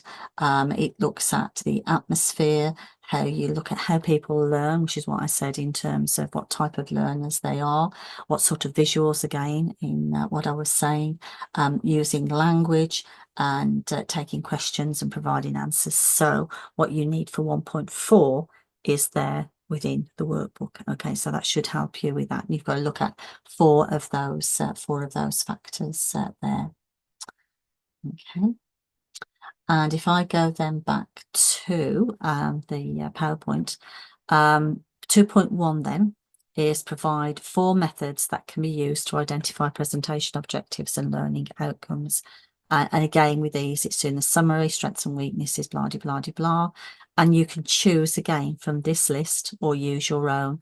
So it's the purpose for the presentation, etc., etc. I'm not going to read all of these out on here, but it's looking at these 4 methods and being able to evaluate and include these here. Okay, you're going to need to be able to do that. And again, in the workbook, you'll see that there's information that's going to support that. So for 2.1, I just stop that at the moment. If I get to the workbook back on and I bring 2.1 on, there we go. You've got the information in here that is actually going to support you in there from the page 11. Okay, and if I get this back on here now.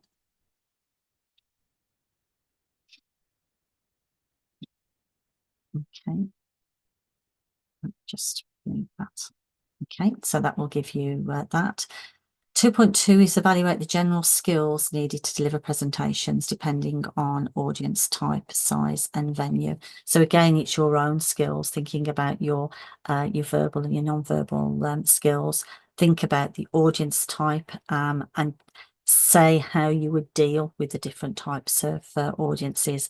And again, that information is going to be in the workbook that will help you to look at those general skills that you will need to deliver.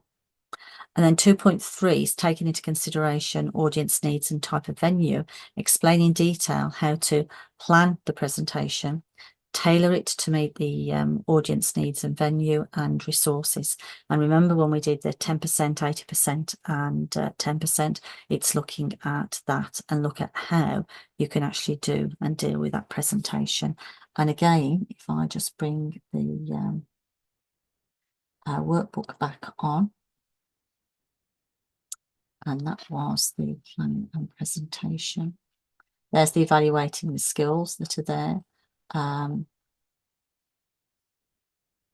That's the planning and tailoring and resourcing it. So again, it's asking you here, remember the slide I used on the purpose, audience, venue and requirements, that is all down here. And the 10%, 80% and 10%, that may help you as you actually structure your presentation. Okay, so that should help. Okay. And there we go, that takes it to 2.2 and 2.3, taking into consideration audience needs and type of venue, explain. Yeah, that's what we'd just done there. Okay, are we all right with information from 1.3 to 2.3? Are there any questions on that, ladies? Okay with that? Just a lot of writing around this. 2.4 then, provide 2 barriers and 2 risks to learning within a presentation setting. So if you remember, I did that box with the noise that you may have, and if you have a problem with IT, etc. That's what you're thinking about there. 2 barriers, 2 risks. Again, those are in your workbook. It's the summary, how that can be managed, how you deal with it, which is what we had the conversation about, what worked well or what may not work so well, and the conclusion on this. And then analyze 3 ways to engage the audience during a presentation. So how are you going to engage them? You know, is it by rhetorical questions you may be asking them? Are you asking for participation? Are you asking them to ask questions? Again, the summary, etc., etc. And then the evaluation element. Briefly state why it's important to carry out evaluation. So those are the last few slides. All of that is going to be in the workbook. Give examples of methods. You know, I mentioned about the forms, Google Docs, SurveyMonkey, emails, etc. What works or would work well in your setting and why. Okay, so what's the best method you would use in your setting? Okay. And all of that is the written work for Unit 23. Okay, the next element of this is the practical evidence. So this is what you're going to need to do. And it covers then all of these elements of the units from Learning 3, 4 and 5. Okay. So what you have to do here, you have to have 1 observed presentation by a CDI assessor and 1 written case study. So there's 2 things that you need to do here. So 1 that you're going to have to do for Bernie and 1 that you could do as a case study. And it's just working out what you feel is going to be the best approach here. Okay. You can do 2 observed presentations if you wanted to, but for this, I would say 1 observed and 1 written case study would be a good way of doing this. You will need to put your presentation plans in here and any of the slides if you've used. When you do the case study, you've got to actually write down here as well about how you planned it, how you identified your audience's needs, how you identified the learning objectives, etc., etc. So you've got to make sure that all of these things here are covered. Okay. So for Unit 23, remember, this is just the stand up and deliver. It's not getting them to do group activities. Because when we have a look at Unit 26, Lauren, what you can do is combine the 2 together. So when you do the presentation for Unit 23, it may be that you do a presentation, for example, on the labour market, but then the activity is getting them to do some research around the labour market if you've got IT, and getting them to come up with answers to questions that you've given them. And that would cover Unit 23 and Unit 26, but I'll show you how you can merge those together when we have a look at that this afternoon. And Jess, you really need to think about what's going to be the best way, whether you do a different one rather than using the session that you did with your senior leadership team, or you may want to use the senior leadership team one as your case study. Okay, but it's got to be 2 that you have to use for this. Okay. Any questions around that at all? Okay. Because really, as I said, I thought we'd be finished for certainly for 11:45. That's what you need to do for Unit 23. Okay, so it's just making sure that you can talk about the presentations, make sure you answer the questions. There's a huge amount of support in the workbook that will help you to get through the answers and then do that presentation. And as I said to you, this doesn't have to be done by the end of July. You do this when you can actually fit this in to actually get your work done. Okay, don't think you've got a race to get this done and completed now. Okay. Is there anything either of you would like to ask me at all about Unit 23? No. Okay. No, I If think there is, so. okay. I mean, if there is, you know where I am, that you can find me and have that conversation. And certainly with the assignment briefing, it's liaising as well with Bernie as to how she's going to do that with you, particularly for the observed one. Because the observed one, it's either going to have to be filmed or she'll have to, you know, be on, as I say, a laptop in the room with a camera off, and it's just observing you. So nobody sees her on screen, so she can see what you're doing and how you deliver that. Okay. But the case study, you can just do that. That doesn't have to be filmed. Okay. So Jess, no need for you to come back this afternoon, okay, because it's Unit 26 this afternoon, so that will be fine. But I will see you then on the 8th of September for Unit 10. Lauren, in terms of Unit 26, I'm at your disposal. How long would you like to have a break before we start again? Oh, that's 20 to yeah, 20 to 12. How long does the Unit 26, how long do you think will be roughly? It's not going to be long. I'll just show you. Let me have a look at how many slides for Unit 26. And because there's only going to be the 2 of us as well. Let me just get that one. There's less slides for Unit 26. There's only 28 slides for Unit 26. There was 46 for this. So it's not going to be too long. I mean, we can carry on now. Yeah, I was thinking potentially we could carry on because I'm a late lunch person typically anyway. Fine. And I've just had a break and I've just got a coffee already. So if you want to do that, if we can do that. We stop, but I'm happy to carry on. If we do that, I would say that we'll probably finish for about 1 o'clock at the latest, so that you've got the afternoon to sort that out, because it isn't as many. Okay, so we'll do that. Yeah. I'm going to go there. Have a nice summer break, Jess, and I'll see you next term. All right, take care then. Okay, right, let's get Unit 26 up. Okay, and again, because you've done these sort of things before, I'll just got the end some of these shows because I've got too many things up on here. Let's get rid of that. That's Unit 26. Because you're used to doing these things as well, Lauren, this isn't going to take long really in the grand scheme of things to sort out for you. So let's get the slideshow on. And from the beginning, okay. As always, I'm not going to go over the overview because we always do these things. We're looking at how you do the working in groups. There are 5 learning outcomes. So again, I will talk to you about the learning outcomes around these when we come to the end of the session. But as before, there's a lot of information in your workbook that will support you in completing these, Jess. But as before, first 2 are the written element. The last 3 here are the practical element. Okay. I've already asked you about how you feel about delivering group work, and I think you're really quite confident when it comes to doing that. So, you know, I'm not going to, not going to home in on that. One thing that you will need to have a look at is the different learning theories. Now, you may have covered some of these in Unit 3, and we will have talked about some of the theories, certainly for Unit 3, in terms of the theories of learning. And I have a feeling, have you done all of Unit 3 yet, Lauren? I don't know how far I'm through it now. I'm just working at it at my own pace with Bernie. Me and Bernie touch base every now and again. It's taken quite a while, but I presented on Kolb for when we did the session. Yep.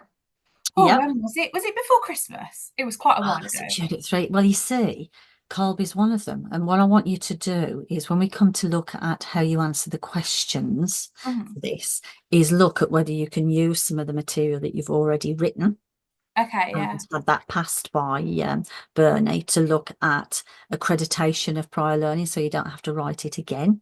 So Yeah. that may be a question you need to ask with Bernie when it Mhm. comes to the learning outcome. Do I need to do this because I've already done Kolb, or do I need to look at the others?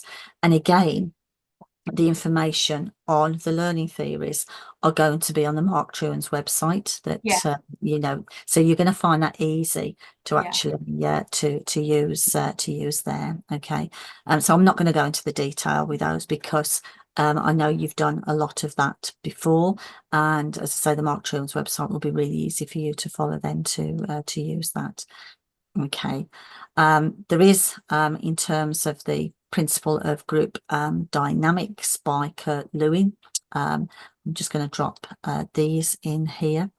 And what you've actually got here is how people work together in a group, because you're going to be looking at this, because remember, this is now all about giving them things to do in terms of group exercises. So it's looking at how people belong together in a group and their perception of togetherness. So if let's say you've got a 15 students and you put them in groups of 3, it's how they belong together in those groups of 3. And the group itself won't be able to function to its fullest without the coordination and the belongingness of how that group feels. So when you're doing group work, it's thinking about how you actually put students together if you're doing this with groups of students. So, you know, do you have friendship groups together? Do you have ability groups together? Because you've got to make sure that they feel good to work together. Otherwise, there's nothing going to happen from that. So this is where you're looking at some of these the principles here. Also, the perception.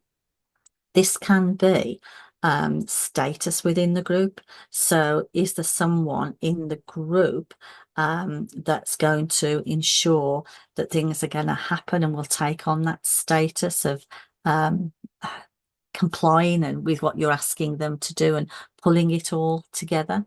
And also then it's looking at conformity. It's looking at how the group will conform to doing things that you ask them to do. So it's how you put in that group together. I mean, no use putting 3 disruptive young men together. They're never going to do anything. But how do you then spread those 3 young men with the other? If you've got to put them in groups, will you put them with someone that you know that could keep them under control, or would, you know, keep them on task? It's thinking about how you can actually do that. And the principle of change.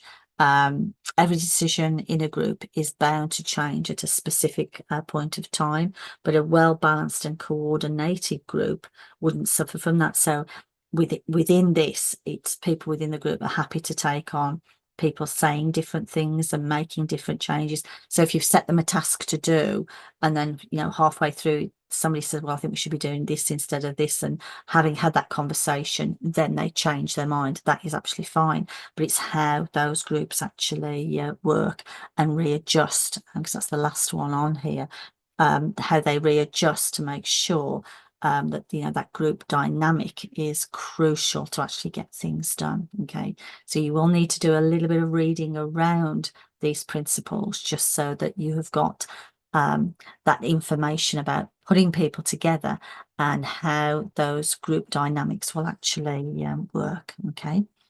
And that's Kurt Lewin, and Lewin's done different things as well in terms of theories. But when you look for Kurt Lewin, look for the group dynamic theory. Okay, because he has done several different things as well. I must add these on as well. There's common motives. What you've got to make sure of is that the group itself have a common motive, which involves the successful attainment of the task that you're actually giving them to do. So again, it's who you're actually putting together to ensure that happens. And also adding on to that is the goal orientation.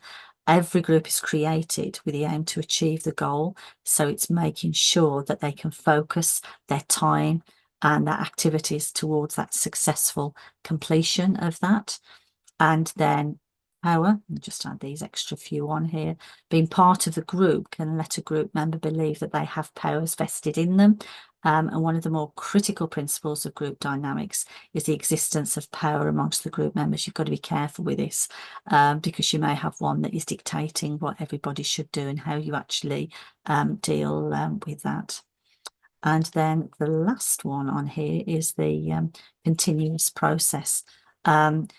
This is last but not least, really, because the group functioning is a continuous process, so that when the group's formed, the group itself will only adjourn once the completion of the task is completed. So it's making sure that they do work together to complete the activity that you've actually set them. Okay. Interesting, actually, when you look at this and look at how you actually can put groups together rather than just asking people to work in groups of 3, 4 or 5. If you can predetermine, you may find you get more out of it, because of the nature of the clients or the people that you're actually working with in that group dynamic situation. Then you've got these models here in terms of group development. Okay, the Tuckman model. Okay, and this is how you're putting groups together and how they actually will achieve and do things. The forming to start off with. Okay, this may be when you're putting your group together and you're forming the group. They may not know each other. It may be the first time they've come together. And during this time, they sort of develop the relationship and the identity they're going to take on within the group. And it's at this stage, the role of the facilitator, so you, is really crucial in terms of helping the group to form that identity, because if you're setting them a task, the group itself have then got to discover and decide how that task is actually going to be done. And it's how you facilitate that. And that's within the forming of the group. The storming within the group, this is where the group starts to form its own identity and individual partnerships, and different people then start to become involved in the group process. And this involves the participants in the group taking on different roles. So one may be the leader, one may be the group facilitator, one may be somebody might do the writing, some may do the practical work. But this can be a little bit of an unstable time until people have decided how that group is actually going to work together. Then you've got the norming. This is where they've established the roles. So somebody may be, doing the written work. Somebody may be, 2 people may be coming up with ideas. Somebody might be putting a task together. There may be practical activity with it. But it's looking at how they work together and how they feel that they belong as a group. And the group itself will accept more responsibility for their actions and managing the behaviour of its members. Therefore, it's where the facilitator would not be taking so much of a role. They'd be letting the group get on with it because the group themselves have decided how this is actually going to move forward.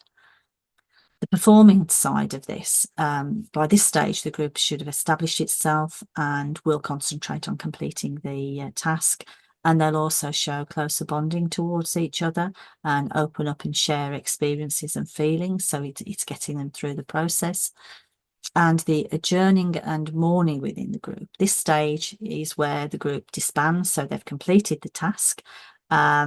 But they're feeling really quite at a loss because you've asked them to do what they've done and it's finished, the whole of the process has completed. Okay, and that's a cycle of the Tuckman's model on how groups will actually develop when you put them into a particular scenario. Okay, interesting one that is actually the Tuckman model. And again, all of this information is within your workbook. And it's the same with Belbin as well, the Belbin team roles. And with Belbin's take on this, the roles individuals play in group really can affect the way they learn, behave and interact with others. And Belbin outlined these 9 roles that can be divided into 3 subgroups, action, people and thought. And although individuals may have a preference for one role, the roles they adopt can vary depending on the mix of people within the group. So what's actually being looked at here is somebody actually takes on a role. It's like the otherwise known as the 9 hats. You wear a hat within the group and you are responsible for actually dealing with that as a particular entity. And then you've got the creative cycle.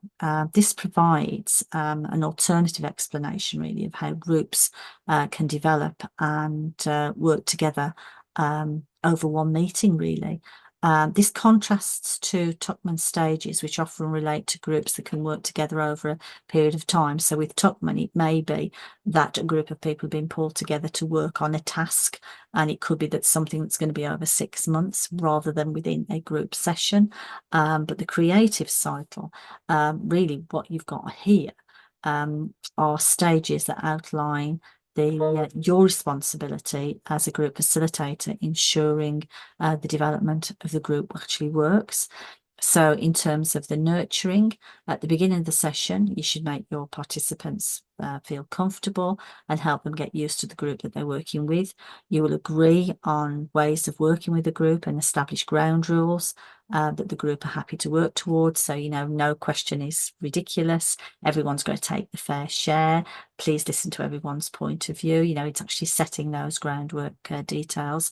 You might want to use an icebreaker with them so they get to know each other and how they work together. And that's the nurturing part of this. Then the energizing. After the group has settled, you need to start to get them involved in a session by focusing on the subject or task at hand. Hopefully you will motivate them to work towards the aims and objectives of the session. You might give them some background information, give them a challenge, and they will get to a position where they'll want to apply their learning or solve problems because of what you're asking them to do. The peak of the activity is during this stage. The group will be involved with the tasks or be working on the purpose of the session. For example, they might be completing activities that put into practice theory or training that you've given them from a presentation you may have done. And it may be that you also at this stage ask them to start reporting back or feedback on how they're actually working as a group and the activity that they're involved with. The relaxing side is this, where you enable the group to cool down and consolidate learning before they finish the session. So they may have got to that stage and they know they're taking the time then before you as a trainer will draw out and make clear the different learning points that are being covered, take on board what they've said, and you'll normally make clear how the objectives have been met because of what they've actually done and covered as part of the session with you. And they should be allowed as well at this stage to reflect on the learning, what they've covered, and how they should be encouraged to think about how they can take the learning and apply it after they've actually been with you. And it's important that no new training information is introduced here. You just get to that stage where this is what you wanted to do and what you've covered. You don't then start bombarding them with any other elements, okay? And that's 3 different styles of group development, because again, you will be asked to talk about that. Okay, Lauren. Any questions on that at all? I think it's quite easy No, to I think take. it makes sense. Quite self-explanatory, isn't it? Good. It is really when you start looking at these things. Then you've got learning styles, okay, and the way people learn when they're in a group, okay. And the big one, that I've used a lot of when I've done different training is the VARK learning style from Neil Fleming. You know, people can be visual learners, they can be auditory, they can want the reading and writing something written down, or the kinesthetic, they want the hands-on approach. And this is what you need to be wary of, is how different people learn that you've actually got in the group. And if you can get any information on the students, if you're doing things with students before you actually arrive to deliver a session where you may be getting them to do an activity, it's great if you can sort out how your you know, your clients, your students are going to absorb, process, comprehend and retain the information that you're going to give them and for what you're going to ask them to be involved with. It can be challenging when you've got a mixed group because you've got to look at, you know, making sure you don't take a one size that fits all. You've got to make sure that you're going to be able to work with a group that have come with those different learning styles. And the VARC, it tends to be used in education, and certainly young people, if they've got special learning needs, they tend to be assessed against this as well when they start in institutions to look at the learning styles they've got for teaching staff. Okay. What you've got with Honey and Mumford is another way of learning styles.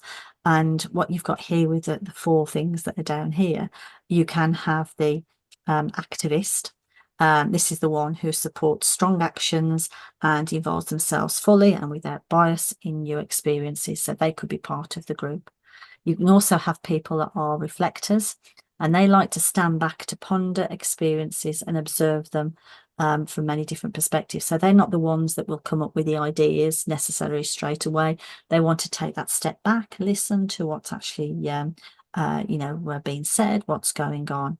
The pragmatists are eager to try things out and the ones who will get actively involved, and they like concepts that can be applied to their role if they've been given things to do.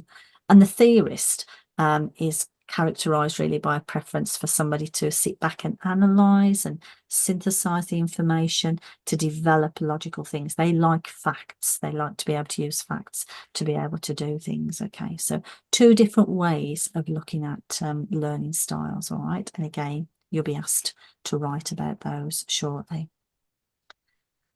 This is an interesting slide here as well, inclusive learning in groups. This image here goes further than equality and really illustrates equity, because what you've got is within the first image, it's assumed that everyone will benefit from the same support being treated equally because they're all on the same boxes, but they're all different heights, different sizes, so they're not being treated equally.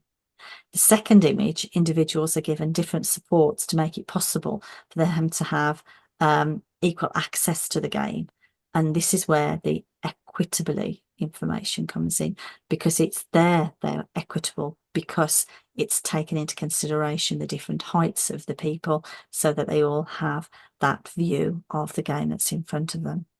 And in the third image, all 3 can see the game without any support or accommodations because the cause of the inequity was addressed. So those barriers were actually taken away. That's interesting to think about when you're actually dealing with clients and how you actually deal with issues and barriers that clients may have in terms of working with groups. Okay. Then we've got the key factors that can affect learning in groups. Okay. Now in the key factors, again, there's information, I think it's on page 18 of the workbook, that can look at the different factors and the pros and cons. So what do I mean by the factors?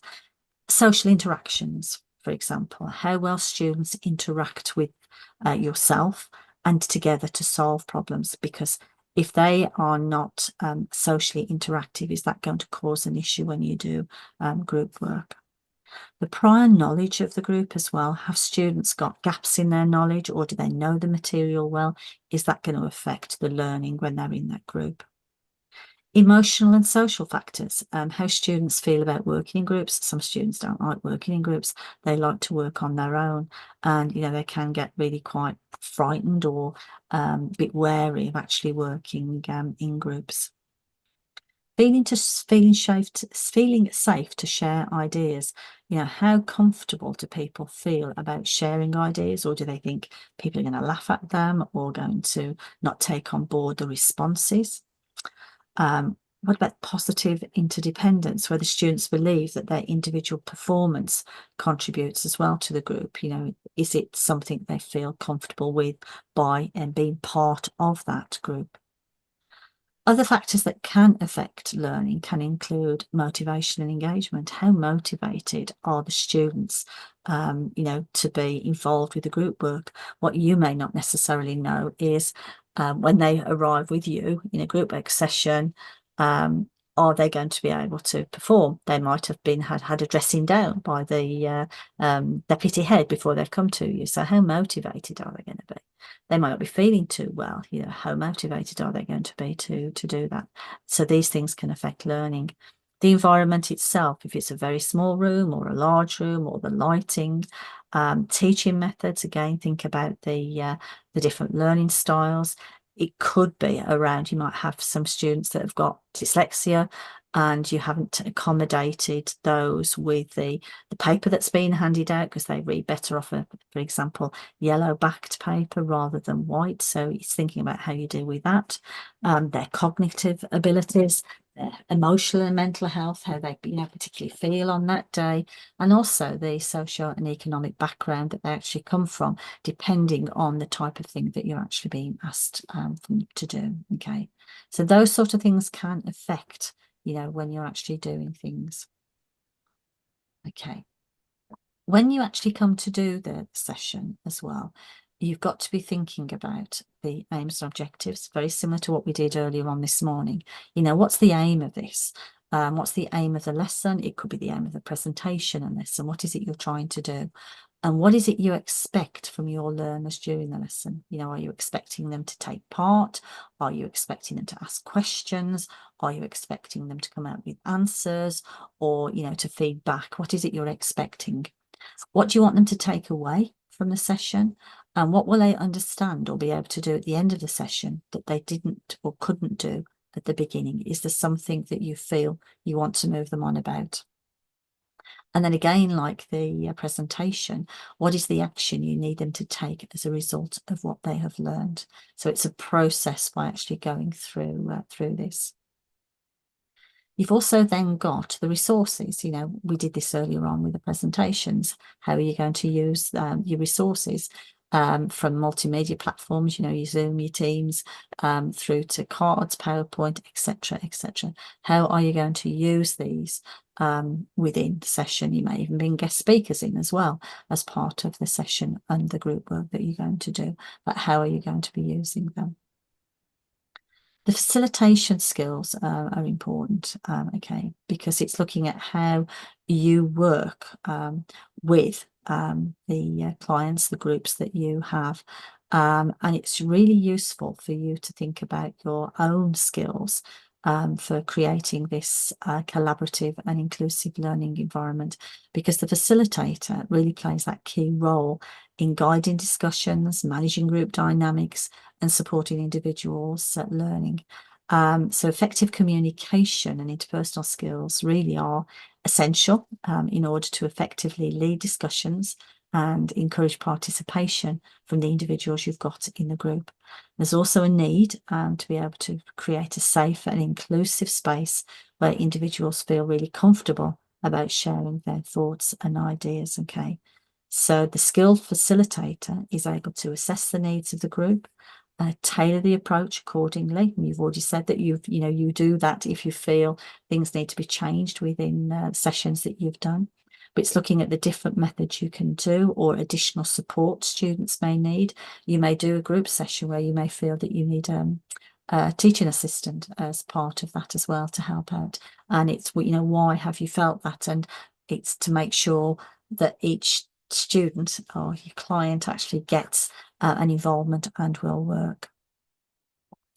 Need to be tuned in as well as a facilitator, because that can create a more personalized learning experience. So active listening, you know, picking up from the group what's actually being said and how you can then go and talk to the groups because you've picked up some of the wording or some of the things they may have been concerned about. Some students may not still understand what it is that you've been, you know, you're asking them to do, but it's that active listening, okay, fully concentrating, understanding, responding, and remembering what they've said, so that you can either use that to go and speak to them, or use it at the end of the session, you know, because you could say, oh, you know, I overheard one of the groups saying that this and this could happen. What an excellent idea, because it's showing that you're taking on board what the students have actually said. Okay, so the skills here, it requires being present, observing non-verbal cues, not withholding judgment, but to build up trust with the clients that you actually have. And again, it's by using these things that are on the in their speech bubbles. Okay. One of the things as well I need to share with you, because I know this is brought up on this unit, is about the Naomi planning model. And this is the planning template which you can use to deliver a presentation and group work skills, so your group work skills. And what you've actually got on here, it stands for, as you can see on here, needs, aims, objectives, methods, implementation and evaluation. And it provides a structured and methodical approach to planning by first identifying the needs that the organisation must address. So why is it you're actually doing this? Looking at the aims and objectives to be achieved from the group work session. It looks at the methods that you can actually use to deliver on the session, how you're going to implement it, and how you're going to evaluate it. So again, it's a cycle, and this information is actually really good in the workbook that would actually help you there. Okay, and that's the Naomi planning method. Again, like the presentation, you need to be thinking of the beginning, the middle, and the end. So how are you going to introduce this? What is it that you're going to do? What are the aims and objectives? What again are the ground rules? What are you going to ask them to be doing? And are you going to do an icebreaker because they've not worked together in groups?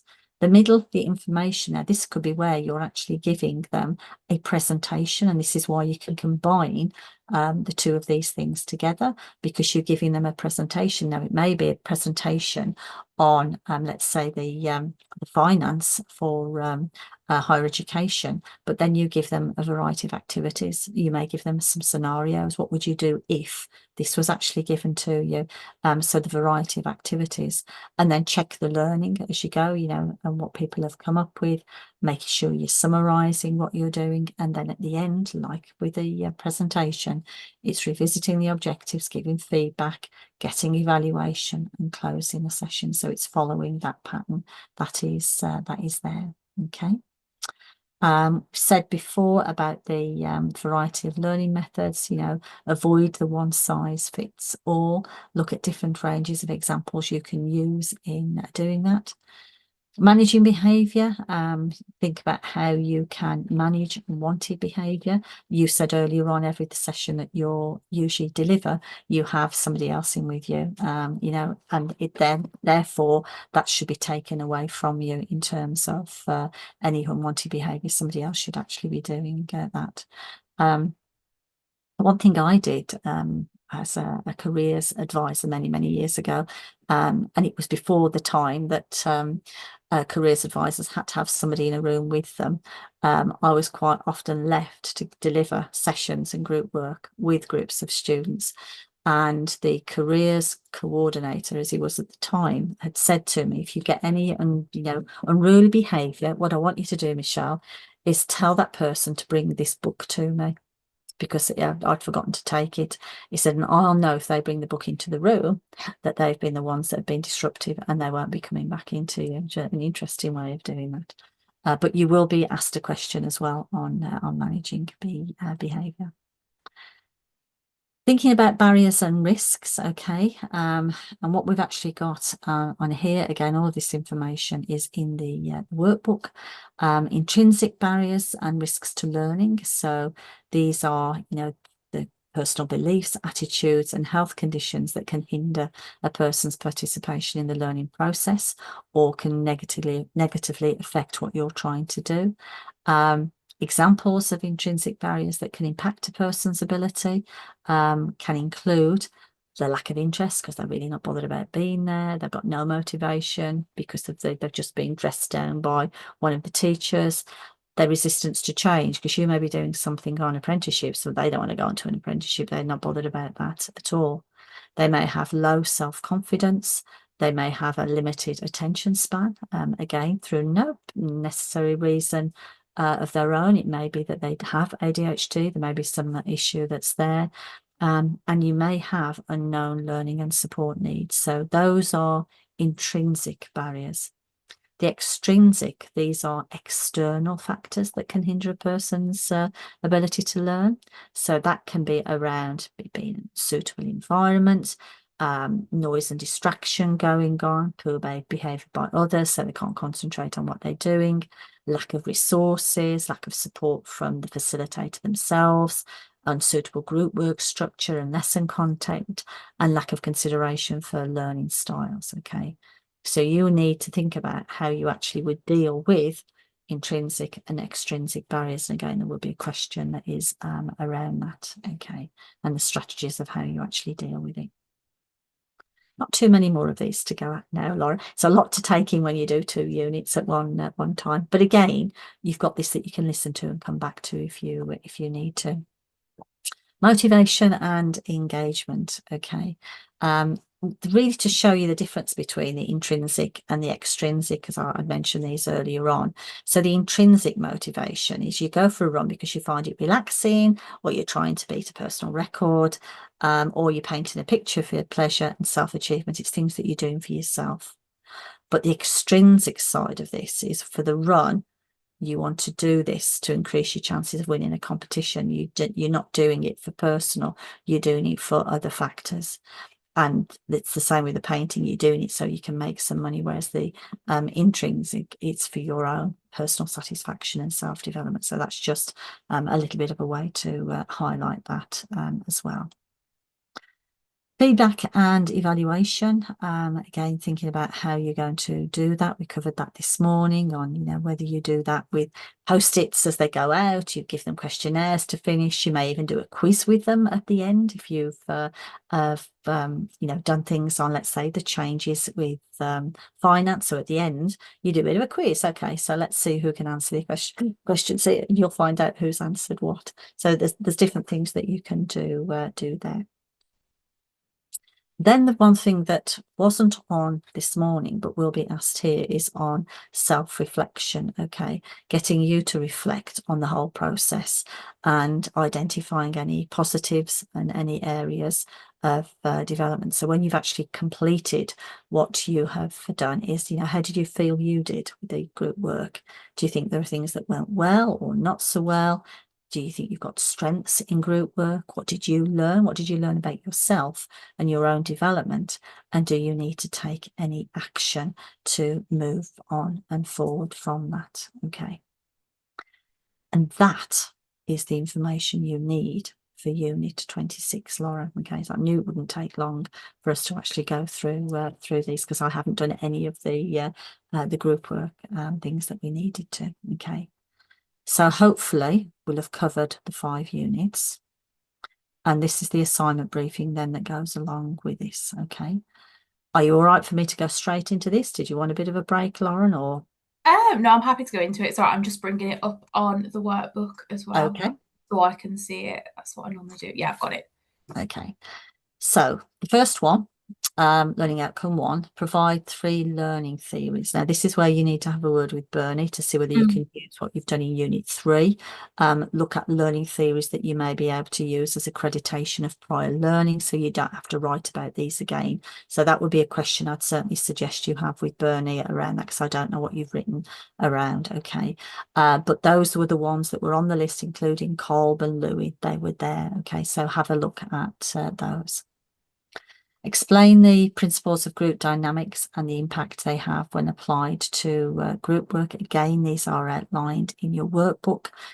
Use that. You can do your own research as well, but it's looking at the group dynamics. And I mentioned those earlier on as I was talking about, what makes a good group with all of those, with 9 or 10 of the different statements around group dynamics. Then, oops, I've gone over too far. Provide 2 group dynamic models. So again, I mentioned Tuckman, Belbin, and the creative cycle. So it's critically analysing these. You've been critically analysing things in the past. So it's looking at them, giving the description, looking at the impact, benefits, drawbacks, what can be improved on, and a conclusion around these. And what you will find there, again, there's information in your workbook, but you would find information online about these as well, because they are well recognised models. So that could help you do some more further research. Then 1.4 is provide 4 factors that can affect learning in groups. So we had a look at what can affect people, from motivation, etc., all that sort of thing that I'd mentioned earlier on. Consider the ones in your workbook and evaluate them, how they apply in practice, etc., etc. So those factors were in there. I'll go through the workbook as well in a moment, so you can see where all of these are, Lauren. And then provide 3 methods that can be used to identify group learning objectives and learning outcomes. Again, use the ones in your workbook. All of these say use the ones in your workbook. So what I'm going to do in a second is go into the workbook so you can see exactly what they are. Look at the resources. So you did this with the presentations as well. You may actually be able to do accreditation of prior learning for this as well, for group work, because if you've talked about how you can use these and the whys and wherefores, again, you may be able to use that with Bernie. And then the facilitation skills, I've mentioned the facilitation skills at the end of this particular session, but again, I'll go through that in the workbook in a moment, and I'll go through all of that. Explain how to plan and resource group work sessions. Again, remember the 10%, 80%, 10%. All of this has got to use workbook. Again, as I say, I'll go through that in a moment. The 2 barriers and 2 risks. So again, it's going to be very similar to what we did this morning in barriers and risks. Provide 4 ways to motivate individuals within groups, how you can motivate them to do things. And provide 3 methods that can be used to evaluate group work. And again, I've mentioned those. Okay. What I'm going to do before I look at the practical briefing, I'm going to get the workbook up so I can just go through these again, just to make sure that you've got those. So let me just get Unit 23 workbook. Let's get this up on here. It's not Unit 23, it's Unit 26, isn't it? Sorry. Unit 26. Oh, Unit 26. Okay. So as you go through Unit 26, it will have at the top, okay, all of the units. So for 1.1, evaluate theories, it'll give you all the information on the different the theories that are here. So there's quite a bit of information for you to write about other theories if you felt you haven't covered all of those. Group dynamics, explaining the principles, all of these are down here. And if you remember, I looked at the belongingness, perception, conformity, all of those are about 9 of them. Analysing the impact of group dynamics, so where we looked at Tuckman, where we looked at the creative cycle and Belbin, that's all down there as well, and goes into more detail again that I shared with you. And then we have evaluating factors affecting learning in groups. So the learning styles, I talked about the VARC model and the Honey and Mumford model, that's in there to help you. And other key factors that can affect learning in groups as well. There's quite a few things on here. You may want to look at others that could affect that. I mentioned about the inclusive learning, understanding methods to plan and deliver. So thinking about how you evaluate, what the aims and objectives are going to be, looking at SMART objectives again, the process. We looked at what was the aim of the session, etc., etc. What options, how you evaluate it is down here. Analysing the facilitation skills. So again, mentioning all of that is down on here, and the facilitative behaviours. I'd mentioned Naomi, how to plan and resource. So look at how you can plan that out properly. And this is an example template that you can use to plan your group work as well, which I wanted to share with you, because this will be useful, because if you've got to share this then with Bernie. So do you know what you want to do? How you ensure you've got the required knowledge, etc., etc. That will be good to have all of that planned out and ready. The structure itself, how you do the introduction, aims and objectives, icebreaker, I've mentioned that before. The lesson plan, this is useful for you. There's an example lesson plan. My suggestion would be to do one of these, because that again can be used as evidence for Bernie. So you'd be putting your name down on here, how many people are in the group, what the topic's going to be, what your aim is, an objective, any resources that you need for that.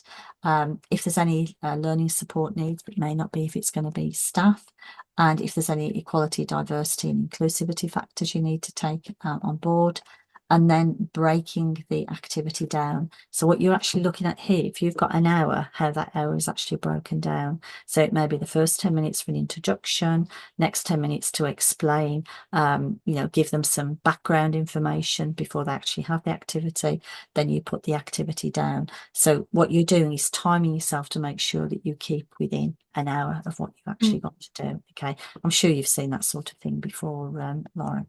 Okay, and then you've got the facilitation and learning method examples, so how you can do these things, so some useful things that are going to be down there for you. How you analyze and manage barriers, so what you do with students that have got the intrinsic barriers or extrinsic barriers, and how they can be managed. So again, you have got some barriers and risks and how you actually deal with it. So those are all in the workbook for you. Managing unwanted behaviour as well, that's all down on here to help you. And motivating and engaging learners is all on here. And Maslow's hierarchy of needs as well, thrown in for good measure. There's quite a bit of this as well. And the last is the critique methods to evaluate group sessions. So all of that is down, but it's very similar to what you did with Unit 23. You may want to use something like this for the lesson evaluation. So, do they agree, strongly agree or strongly disagree? So was it relevant? Was it useful? Was it organised well? You may want to use something that is similar to this to help you when you pull it together, okay? So all of that, and then this goes on to look at the assignment briefing, and I'll bring up on here then now the practical evidence, okay? So like the other one, it's one observed group work session by an assessor, one written case study, lesson plans for observation and case study, evaluation forms and any other resources. And this is what I was saying to you earlier on, if you're doing the two of these, is that you can run these together, Lauren, so that if you do something around if you do the labour market information or the finance, as long as you're doing the presentation on that and then getting them to do the activity is the group work. So that one session will cover the observed group work for Unit 23 and Unit 26, okay?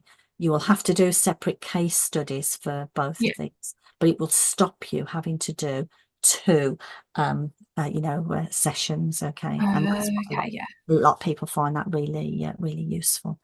Okay, so that really is what you've got to do, Laura. Okay. That makes sense, I think. It makes sense to you, because I feel I've shot through that really quickly. Is there anything that you would like to ask at all around, Lauren? I don't think so. I think once I finished Unit 3, because I kind of feel like with this, there's some overlap where you can reference the theories. Like I'm doing a presentation on Maslow to Bernie in a couple of weeks. So I feel like some of it, once I've done Unit 3 and kind of that's all signed off, some of it I might be able to with Bernie cross-reference. As I know she's quite hot on stuff like that. Bernie is, so she is, very much so. And it also means there's no rush to do this. And that's what I was saying earlier on, there's no rush. I'm going to stop the YouTube